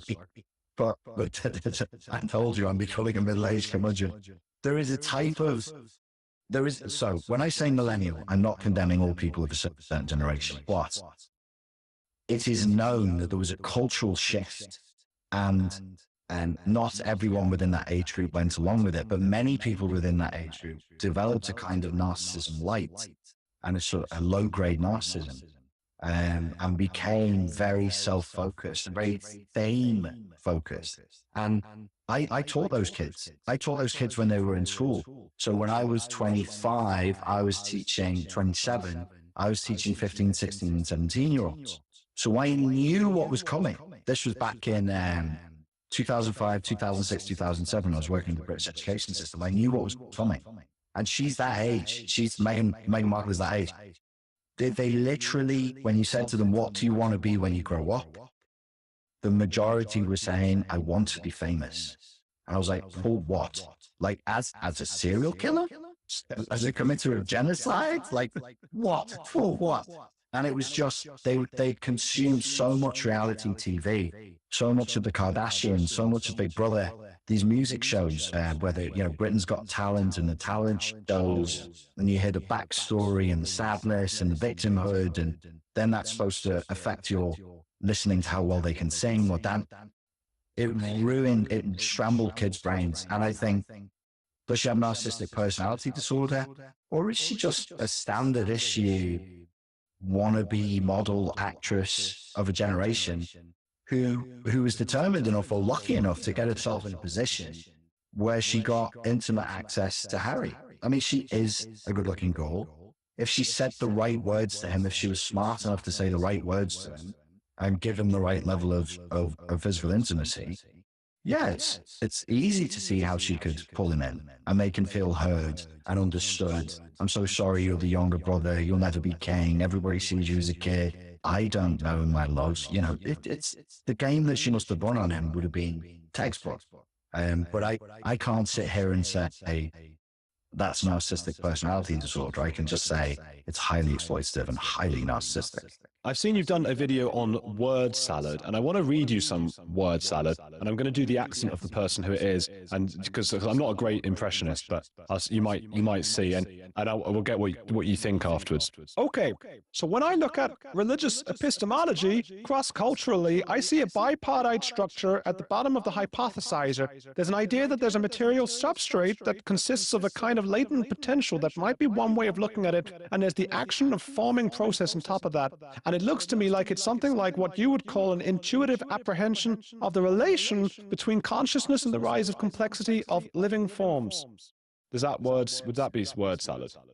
Well, it depends on what you mean by word salad, bucko. I mean, you know, a little. Yeah, that's Bucko. gibberish. Bucko. That's Okay. total gibberish. Total gibberish. Yeah. So you caught on, and that was Jordan Peterson, and I'm so happy about that because I'm not a good impressionist, but for some reason I can just about do him. No, it was there. It's good. It was good. Yeah, no, that really is, that's dreadful word salad. To be fair, and I'm going to say something that everybody says, I'm not a huge fan of Jordan Peterson. When it comes to issues of psychology, he genuinely is very good. He genuinely is very insightful. I think so. Relationship psychology, overcoming trauma. The early days Jordan Peterson, like his first albums, 2015, 2016, combining myth, Greek mythology, Christian mythology, great. When he tries to do politics, economics, and it sounded like he was trying to do philosophy there, continental philosophy there. He was talking to Dawkins. And I think there was a level of trying, and he was misguided because Dawkins is so no nonsense. So he was trying to up his words and things. I think maybe to impress Dawkins. I don't know. So is this on Jordan Peterson's channel where he's interviewing Dawkins and Dawkins is trying to get away and go to him lecture? Yes. Yes. I do not know why Jordan Peterson released that. I don't know. It's awful. It sounds like he's on drugs. He really sounds high. And Dawkins is saying, Jordan, I have to go. I have another appointment. Well, just wonder if the thing with the substrate of the vertical wobble box. And you think, Jordan, let the man go and do his job. What are you doing? Yeah, no, it was Richard Dawkins and Jordan Peterson are not. It's such a shame. I don't want to be that guy. Jordan Peterson deserves a certain amount of credit, but he gets too much credit, and he is very grandiose, and very prone to fall in love with his own image as reflected back by his fans. You know, the Dawkins interview was a bloody car crash, and then we get these weird videos like a message to the Muslims, and I'm thinking, mate, settle down. Like, you know, like the Muslims don't need you. Give them a little lesson on how Jordan Peterson thinks you should be doing Islam better. So yeah, I would go so far as to say that in his case, I do think he's significantly mentally ill and very grandiose, very, very grandiose. Interesting, because you didn't want to go that far for Meghan or Tom Cruise, but with Jordan Peterson, you'll say you will. I've listened to more of Jordan Peterson, and I've followed him over the years, and the cycles that he goes through, the drug use, the specific drugs he was taking and combining, and how he lied afterwards about the drugs he was and wasn't taking. I'll drop this here on this channel. He told everybody he was addicted to benzos, and that the only problem was that it was benzo. Now, the particular benzo, the specific one that he took, I had insomnia, and somebody gave me half of one that I took, and it ruined my life for a week. They were very powerful, but what Jordan is not saying is that he was also taking them with Ritalin. So he was taking an upper and a downer at the same time. That's why he got so sick. That's why he got so sick. This is, I can't prove that, but there are podcasts where he intimates that's what he's doing. And I can even reference podcasts where he surges high and you can hear him come up on the Ritalin, and then he goes into a little K-hole and bends. Wow. Yeah. So that's what's going on. That's why he's so different. Because also, I mean, the other thing I picked up, I guess, with Dawkins, he was using a higher register. Because usually for a layperson like me, he's very easy to understand, which is one of the marks of his, I would call it, well, I don't want to call it genius, but what is so good about him and what is so watchable about him. But when he spoke to Dawkins, the higher register came out. And then the same thing happened when he talked to Stephen Fry. This huge register suddenly came out. And I was like, I'm not following this. And Stephen Fry is so good at speaking to people in a way that they can understand. And I think he was following Peterson, but no one else was. And it was like, I guess it was, he wanted to impress those people, which in a way is endearing, isn't it? It is endearing, and he's boyish in that way. And that's why when I say these things, I don't want rid of Jordan Peterson. I hope he stays with us. I hope he stays healthy. I hope he goes to therapy. And he is a lover of Britain, and he's a fanboy of British intellectuals, and it shines through sometimes. He really loves Brits, and British intellectuals are on a pedestal for him. And you can hear he becomes a student. He's a fawning student in front of a lecturer, and he just wants Stephen Fry and Richard Dawkins with their posh English accents to pat him on the head because he was a Monty Python lover when he was a kid. Yeah, Classic. I think so. What's why is word salad a marker of a narcissist? It's a good way of taking a conversation where you want it to go. And that sounded like Jordan Peterson was using word salad with Richard Dawkins as a narcissist. I don't think. I think he just was trying to impress him. But as a form of narcissistic abuse, word salad is a way of avoiding responsibility when you're being caught. It's a way of reframing a situation that changes the power dynamic. It's a way of denying and deflecting responsibility and putting it back on the person who's accusing you. Word salad is a pretty effective tool of keeping people off your back, defensively speaking. Interesting. Yeah, and we should, I think we're both saying that we do like the guy, and we have to say that because there is an army of JP fans who, again, like I was saying of Megan, who'll be very quick to comment and go, oh, well, what have you done? Why do you? And it's like, no, we do like the guy. You're right. We're just sort of having a nice chat about him. So yeah, it's well, and it's there's a rigidity there. There's a sort of a rigidity, and there's a religious fervor that goes with that, which there shouldn't be. Nobody should attack. Nobody needs to defend Jordan Peterson. Nobody needs to. He's absolutely fine. Just let it be. It's okay. If people say something that's critical of him, there's no need to get triggered. And if you are becoming triggered, that's a therapeutic issue that you need to deal with. You don't know the man. He's not going to give you a pat on the back. He's not going to give you a biscuit. Don't worry about it. Don't let it ruin your day. And we're not even having a go at him, really. No, exactly. So I find him, like, in terms of watching, like, there's no one else who, when he suddenly comes on the TV, that I can't help but watch. And especially because he gets very emotional. He was on Piers Morgan recently, and he just started crying. And he cried about Pinocchio and stuff. When he gets that emotional and he takes those gaps between words. I just can't. There's no one I will watch like that. Do you know what I mean? I think Jordan on his best day is one of the greatest public speakers we have alive in the world today. On his best day, on his worst day, it's chaos. It's a little bit of a mess. And I think we're looking at somebody who's addicted. We're looking at somebody who's addicted to the limelight. He's addicted to the feedback he's getting from people. He releases too much. Some of the stuff is not edited properly. Some of the stuff is not well thought through. He's not always in the right mood for it. He knows he's emotionally labile, which is why people are emotionally labile, emotionally dysregulated, tends to end up using drugs or alcohol to moderate those emotions. So it's one of those situations where brilliant but flawed and damaged. Yeah, as we say, like I really hope he sticks around, and I think he has a good core message. He has a very, very good core message. That doesn't absolve him from the fact that he says and does things sometimes that are utterly ridiculous, and they detract from the core message because people will then conflate the message with the messenger.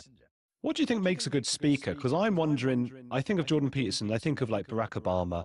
They leave gaps in their words, and it's a really confident thing to do, because I would worry that someone would think I've finished and would interrupt suddenly or something like that. But they leave these huge gaps. Is that a big part of it? Possibly. There's another philosopher, a speaker that I like, Slavoj Žižek, and Peterson and Žižek did this debate, and it was sort of a sort of conflict style debate. Žižek was delivering per sentence was much better and much higher, but you wouldn't know it. So so who's better then? Like if you've got an amazing product, but you can't deliver it to anybody because nobody can know what you're doing, or you have a solid product, but you can deliver it to everybody who knows what you're doing, which is the winning strategy? Yeah, I think pauses are good. I think it's good to sit and think about your answer, which is what he does. People ask him a question and he seems to be actually thinking it through in that moment, rather than just delivering pat, pre-formulated sort of answers, which usually are just a form of ideology if they're not thought through. Richard, where do you want to send people? YouTube channel? They can find me on YouTube if they put in Richard Granite. You will find me there. I am there. Please, everyone, do go. Richard's got a hugely amazing channel, a hugely popular channel. So please could check it out. Just thank our guest for coming on by doing that. And Richard, thank you. That was wonderful. What a great chat that was. Wasn't that great, Richard? I loved it. Thank you very much, Andrew. It was a pleasure to be on with you. Thank you so much, sir. Join me on The Edge for new episodes every week. Start watching right now.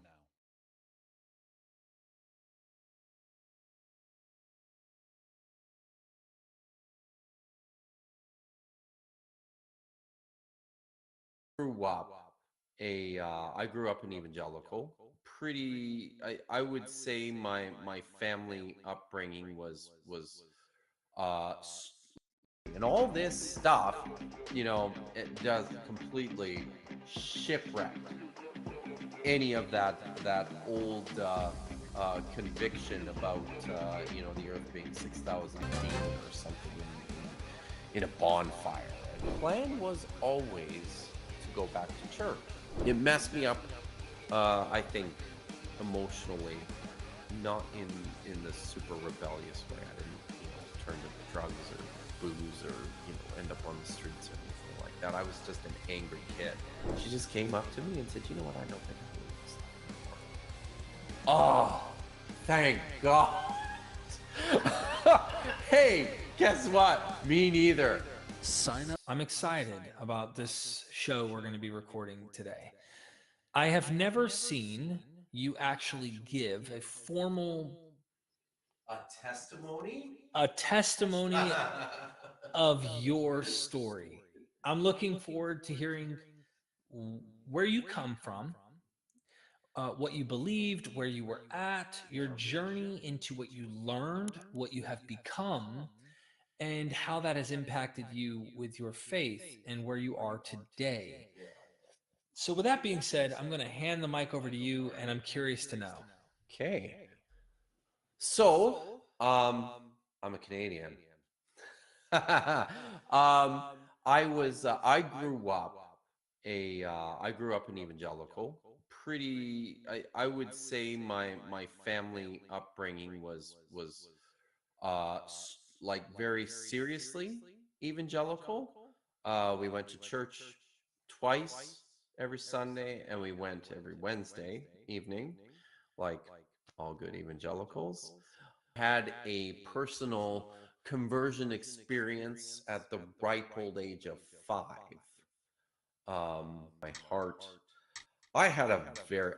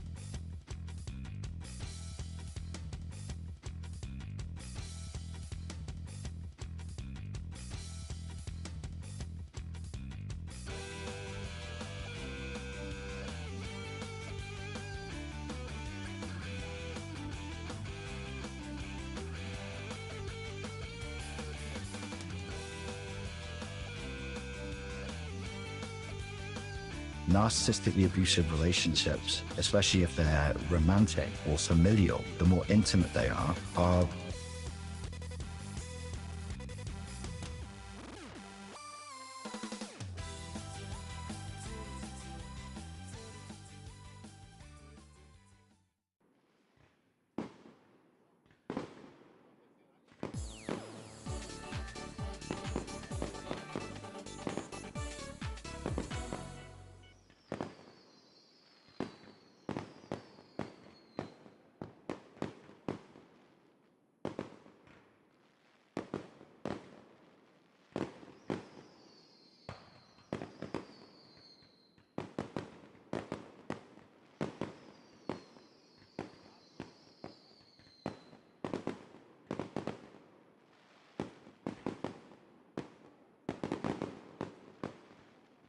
The next story I have for you, the ability of individuals getting out of the Trump cult, and it's really good to see, so I want to walk you through this.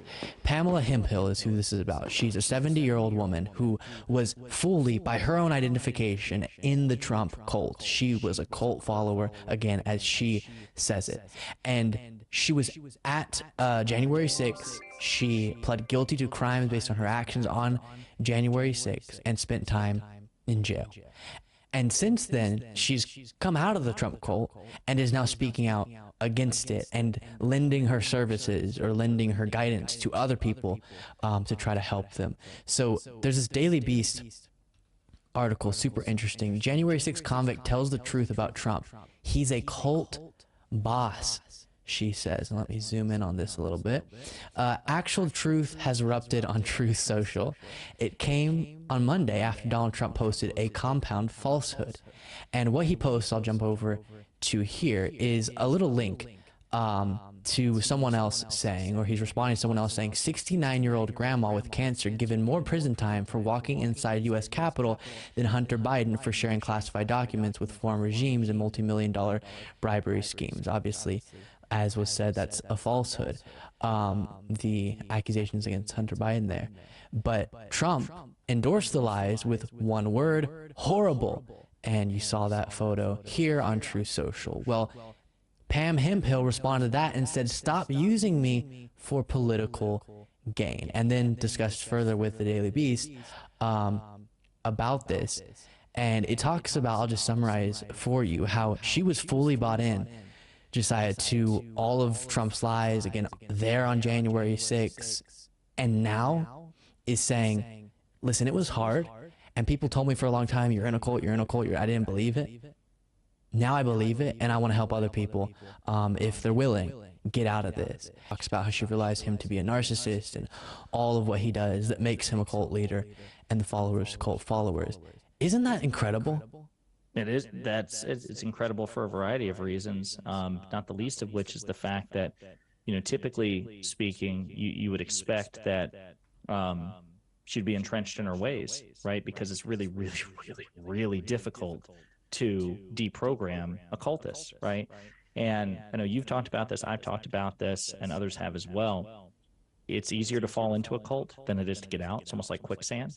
And the amount of effort that it takes is disproportionate. So it's almost like that's phenomenal. Now hopefully she'll pay it forward with outreach and advocacy and work to deprogram others like her. But it's also interesting to note that the separation. So the problem is with social media being what it is, and Trump being so effective at weaponizing social media, with his, pre-Twitter days when he was doing his Trump vlogs on his Trump website, then Twitter, then he tried his website again, then Troth Central and others as well. He and his surrogates are so effective at weaponizing social media, and social media is ubiquitous, so it's impossible to get away from it. And so it's interesting to think that I imagine quite a bit of the success that this woman experienced was because she was like cut off from the supply, from the conspiracy theory, train, so to speak, right? She was removed from it. And it's also kind of discouraging to think that, okay, we have a success story here, but when you look at all the factors No, involved. let's not start thinking about that right now. I'm just kidding. I mean, I'm just saying. I just like I can't pretend. Let's just pretend that a lot of this is going to happen. No, like, yeah, I mean, I'm just trying to think. Of course, my mind, my cynical brain goes, okay, well, how can we replicate this to any meaningful scale? And we can't, right? So it's like, right. So hopefully she has found a streamlined, efficient version that we can market to the rest of the MAGA cult. I think we can do it. We need to bring Come on, Pam. Ms. Hemphill to the Luke Beasley trips to the Trump rallies, and you can say she can be your co-pilot for that. Like, listen, I have a recovering Trumper right here who would love to speak with you, and she can give her perspective. Yeah. So I totally agree with you. The sad part is you think, how rare is it that someone's able to be extracted from that environment as is happening here? And even people who experience the same thing as her, many of them are thinking that they are this victim and they are still in Trump's cult and all that. So it's not super likely and is a very hard to scale reality and process of deprogramming people. And I do agree with the sentiment of don't waste time on a political strategy basis trying to get Trump cultists to start voting for Democrats. That's just not going to happen. Go for moderate and voter turnout, because there are enough Democrats to win elections who just have to get out to vote.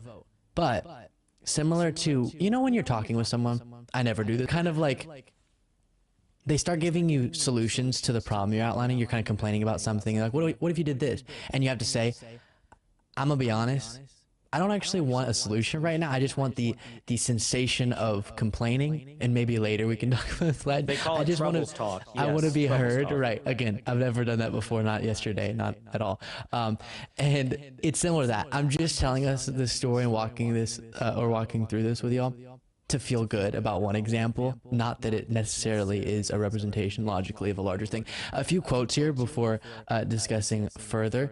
She says she became angry when Representative Marjorie Taylor Greene, I mean, that's the story of my life. I became angry when Marjorie Taylor Greene ...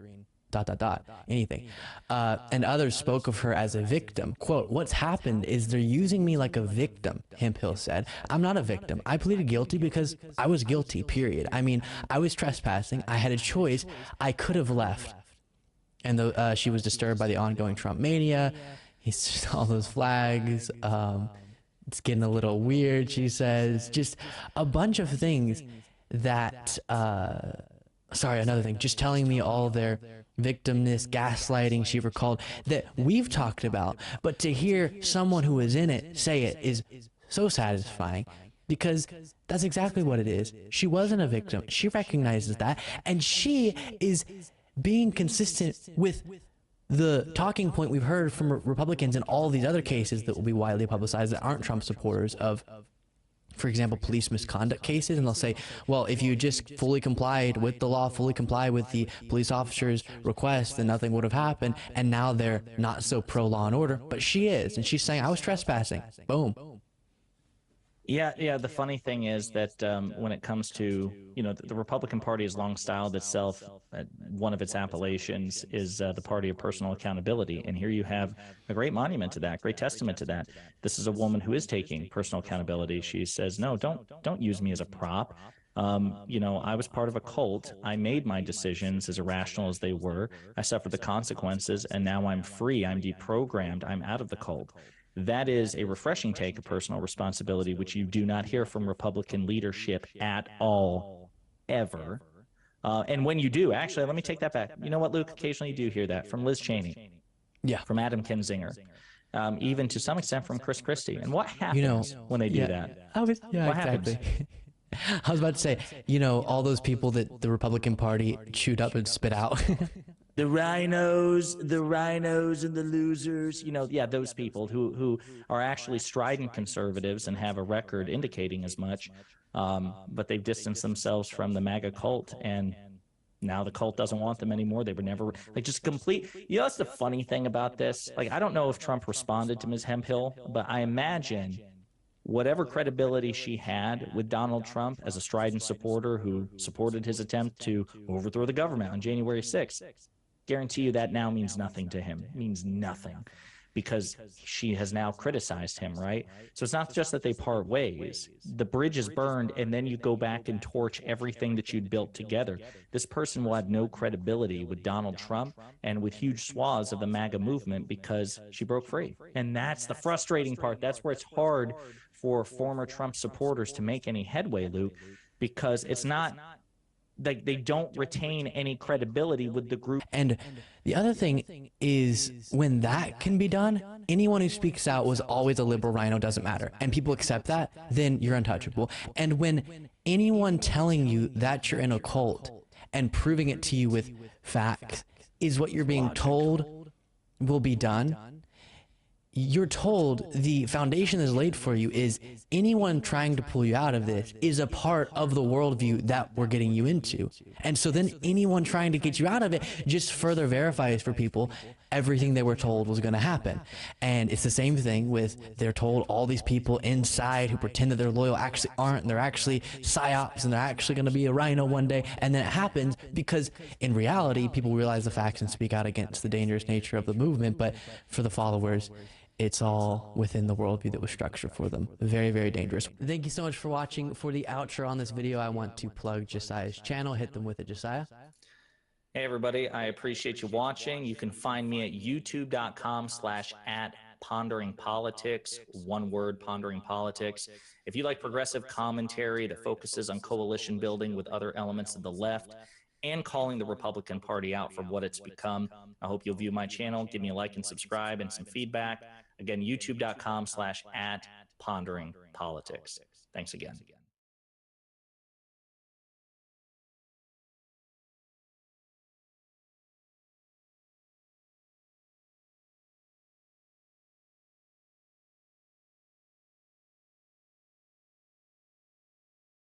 I've talked about this before, but it's been a little while, so I'm going to dust it off and give you a little refresher.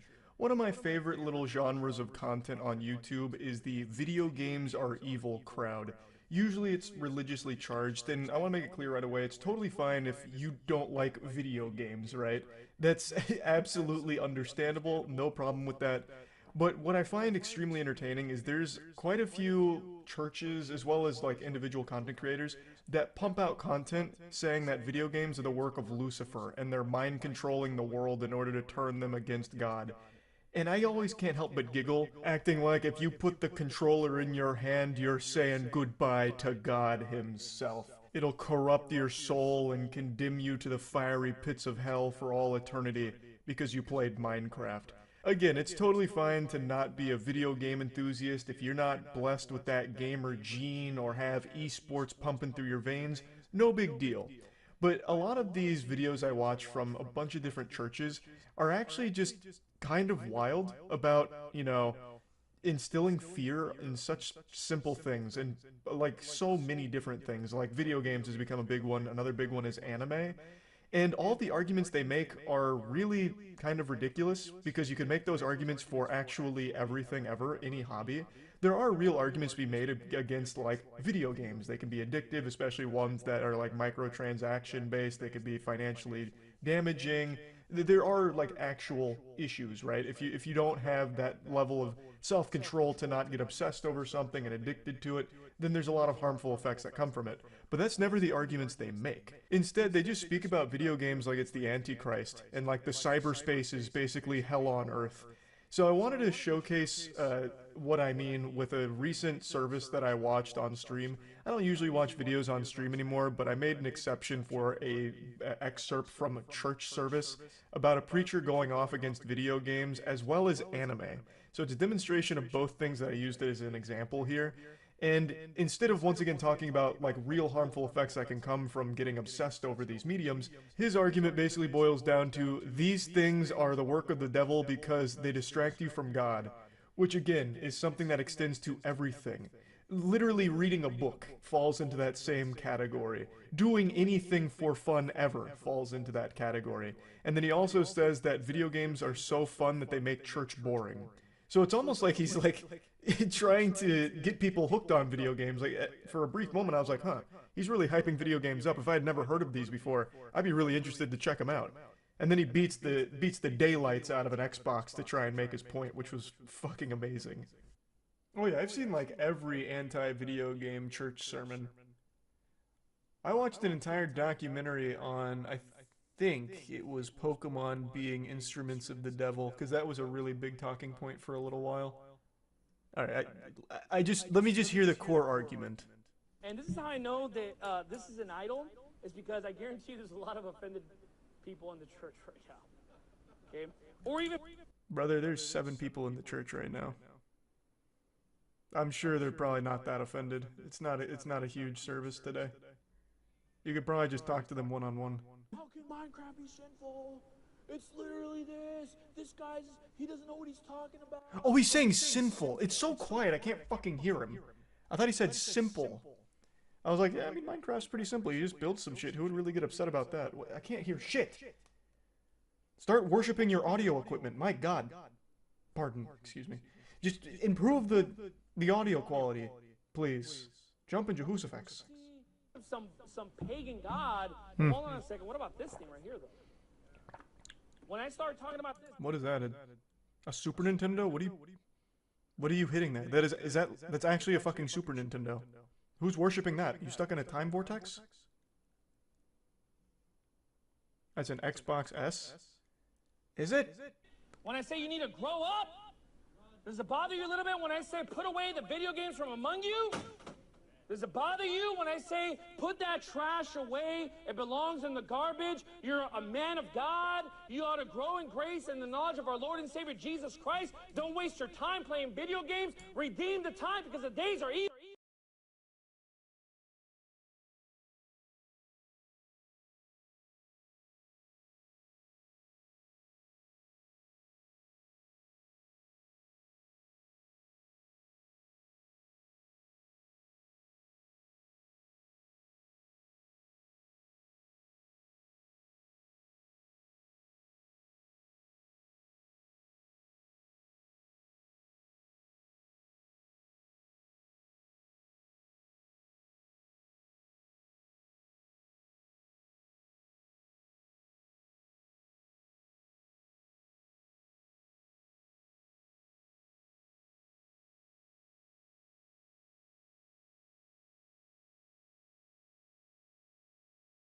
Evil? Is that...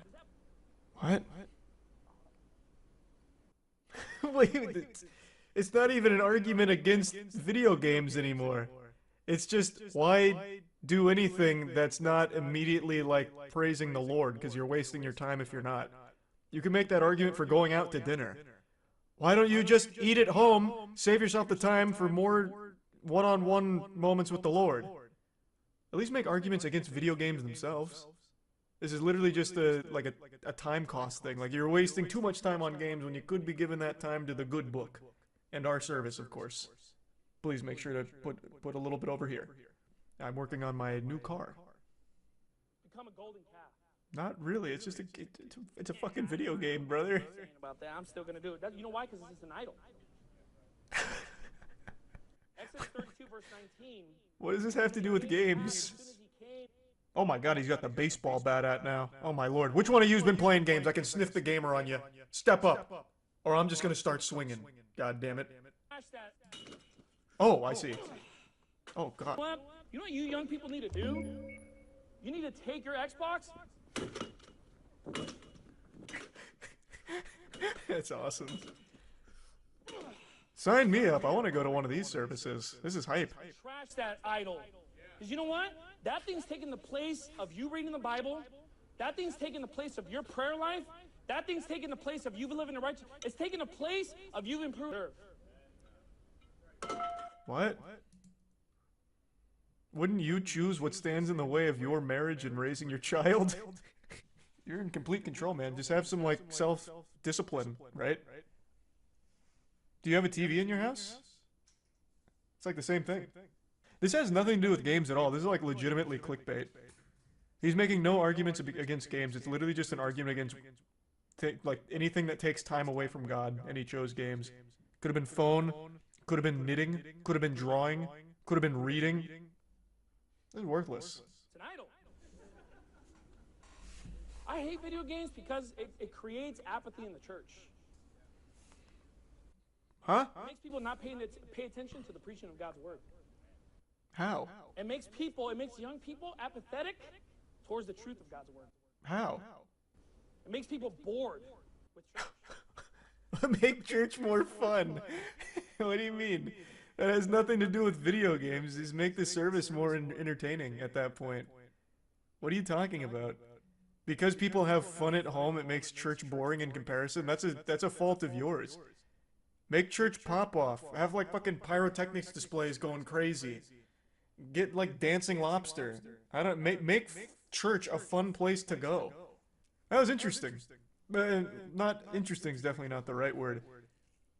But I'd love to hear his takes on like legitimately every hobby ever, because that does take away time from your prayer life. I wonder if he does that for actually everything, ever. He preaches hard against anime. Oh god, wait. He's anti-anime? What? Is nothing sacred? Now you've gone too far. I can handle you beating the devil out of an Xbox Series X, but you target anime. Uh-oh. That's a straw that breaks the camel's back. Because I want to get married one day. I want to move out, live with my wife, have children, have a successful family. Cool, lead cool. a family unit, be responsible. That's what I want for my life. But instead, what do you have? I want anime. I'm getting on anime right now, okay? The fact that you even know what anime is shows me you're already a degenerate. What are you talking about, brother? You don't just like randomly come across anime. This is a dude that had an actual hentai addiction, no doubt in my mind. No shot. If he was like cartoons, then I'd be like, oh, okay, I see. But the fact that he's just like hard dropping anime, I know this man is like an actual super stan for some shit. No doubt. Video volume is maxed. They don't believe in good audio equipment at whatever place this is. Now, what is anime? It's Japanese animation. There's one guy in the crowd like, what? Oh! Japanese what? Animation? Yu-Gi-Oh! Yeah! What else? Oh, don't even pretend like you don't know.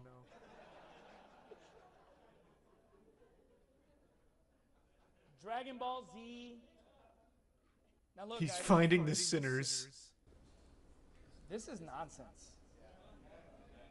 And look, I know how this Who's works. saying amen? It's just a... Anime, some people like it's acted. He's a good guy, he's a good person, but there's a level of immaturity. Where does that come from? It comes from anime. Comes from anime. Why don't they want to get married? Finally, we Anime. know. True. Married to some stupid drawing. Ridiculous. Fucking waifus. One Japanese animated girl, you know, on the screen that they're in love with. It's funny, Shit. but it's ridiculous. Get yourself a real woman. Not some animated Japanese girl. Sailor Moon, or what is that? Why? I don't know why he's playing dumb. I really don't.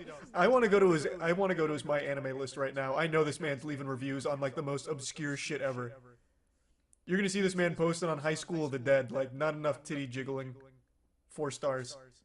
I don't know why he's fucking pretending. You're not fooling anybody here, Bruce. I watch Batman, okay? Oh my god. I watch Spider-Man. I watch Superman. He's just like us. I watch X-Men. Famous anime, all of them. And I would watch these, but you know what? I remember, like, after a while, you turn it off. Yeah, what? Now I'm just like, I see my brother working, I see adults, I see men, and I'm like, What? Fucking obviously. can't be that's gonna happen. You know why? Because no woman is gonna respect a 25-year-old guy who still watches anime. Unless you hide it from her, then you guys get married, and now she's stuck. Like, dang, I didn't know this is part of your life. Oh shit, you watch anime? I'm getting a divorce. What the fuck? Ew. No, man, it's just people that just... It's no different than just watching any other TV show. Why not just extend this? I don't understand why he doesn't just broaden it. Like, this is just... What he's preaching is against literally any kind of hobby. Like, actually anything. Oh, you just get like lost in this world. You could say that for sports, like, oh, you just, you know, all of these nerdy ass sports statistics. Like, you're never going to the NBA, so please stop bringing up all of these goddamn Luka stats, right? Like, who cares? You're wasting your time. Now your wife's stuck with you because you were hiding this obsession. Like, just broaden the topic. It's not just anime you're talking about. It's literally anything that's a hobby. And I love how he's like, I used to watch Batman, but then I realized it ends. Like, yeah, no shit. It's called a runtime. It's not like you can just perpetually just like live watching TV forever. The weak and beggarly elements of anime. And look, I know people in my personal life, they're literally in their 40s, 50s, still bumming money off of other people, not working. And it's not because of anime, I'll tell you right now. You would be hard-pressed to find someone in their 40s and 50s that you know that's watching anime. So what is the lesson? What is the takeaway? If you just stop watching anime, you're not guaranteed a respectable job.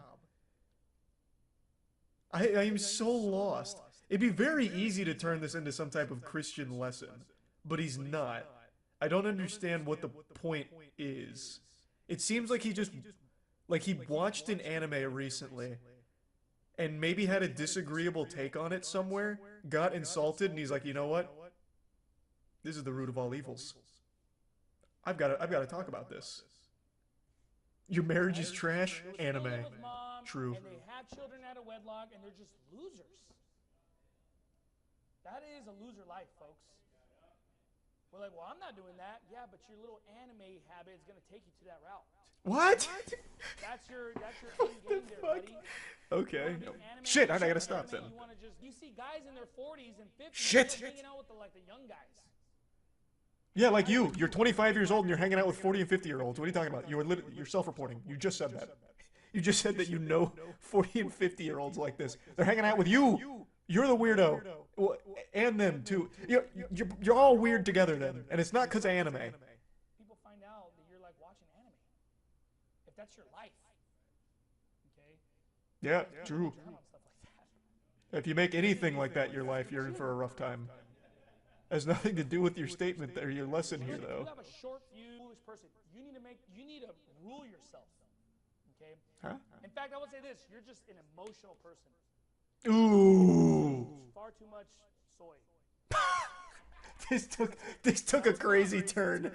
What the fuck? We went from anime to soy? Let's go. Message today. Message is simply this. Grow up.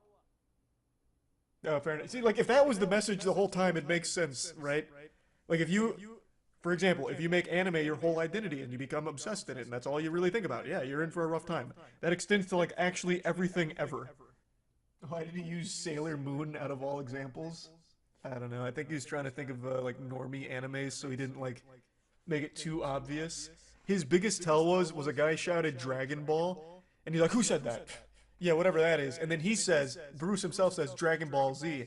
He never said the Z, Bruce. You knew what he was talking about, fucking hidden weeb.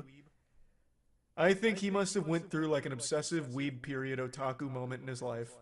Regret.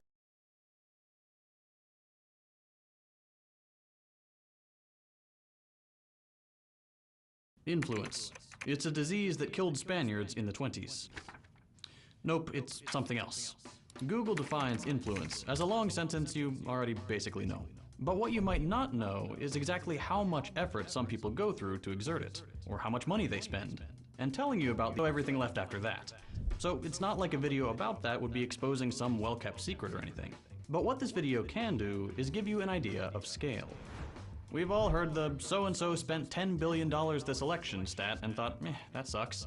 But hardly anyone has seen diagrams like this, or like this, or like this, about the networks of influence that those election stats don't capture. And that's a shame, because when you go past the big number and get into the details of how influence is actually carried out and where the money goes, there's a lot more to it than most people realize.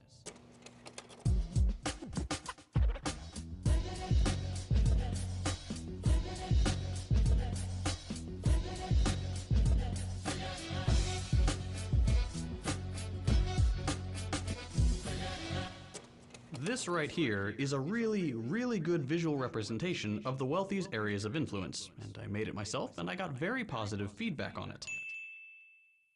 And today, we're gonna go over it and fill stuff in using just two families, the Kochs and the Wilkses. We could do more, but you'll see why just two is more than enough in a sec. All we're gonna do this video is list their different methods of influence, how much they're spending, and its effects. That's it. Because honestly, I don't need to do anything else to make my point. The facts speak for themselves once I speak to them. Let's start with the Wilkses.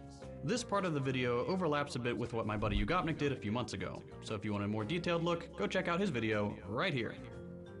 Anyway, the Wilkses are two brothers with some very far-right politics, who made their billions in the fracking industry. So far so good. These guys could have been happy just casually destroying the place I live.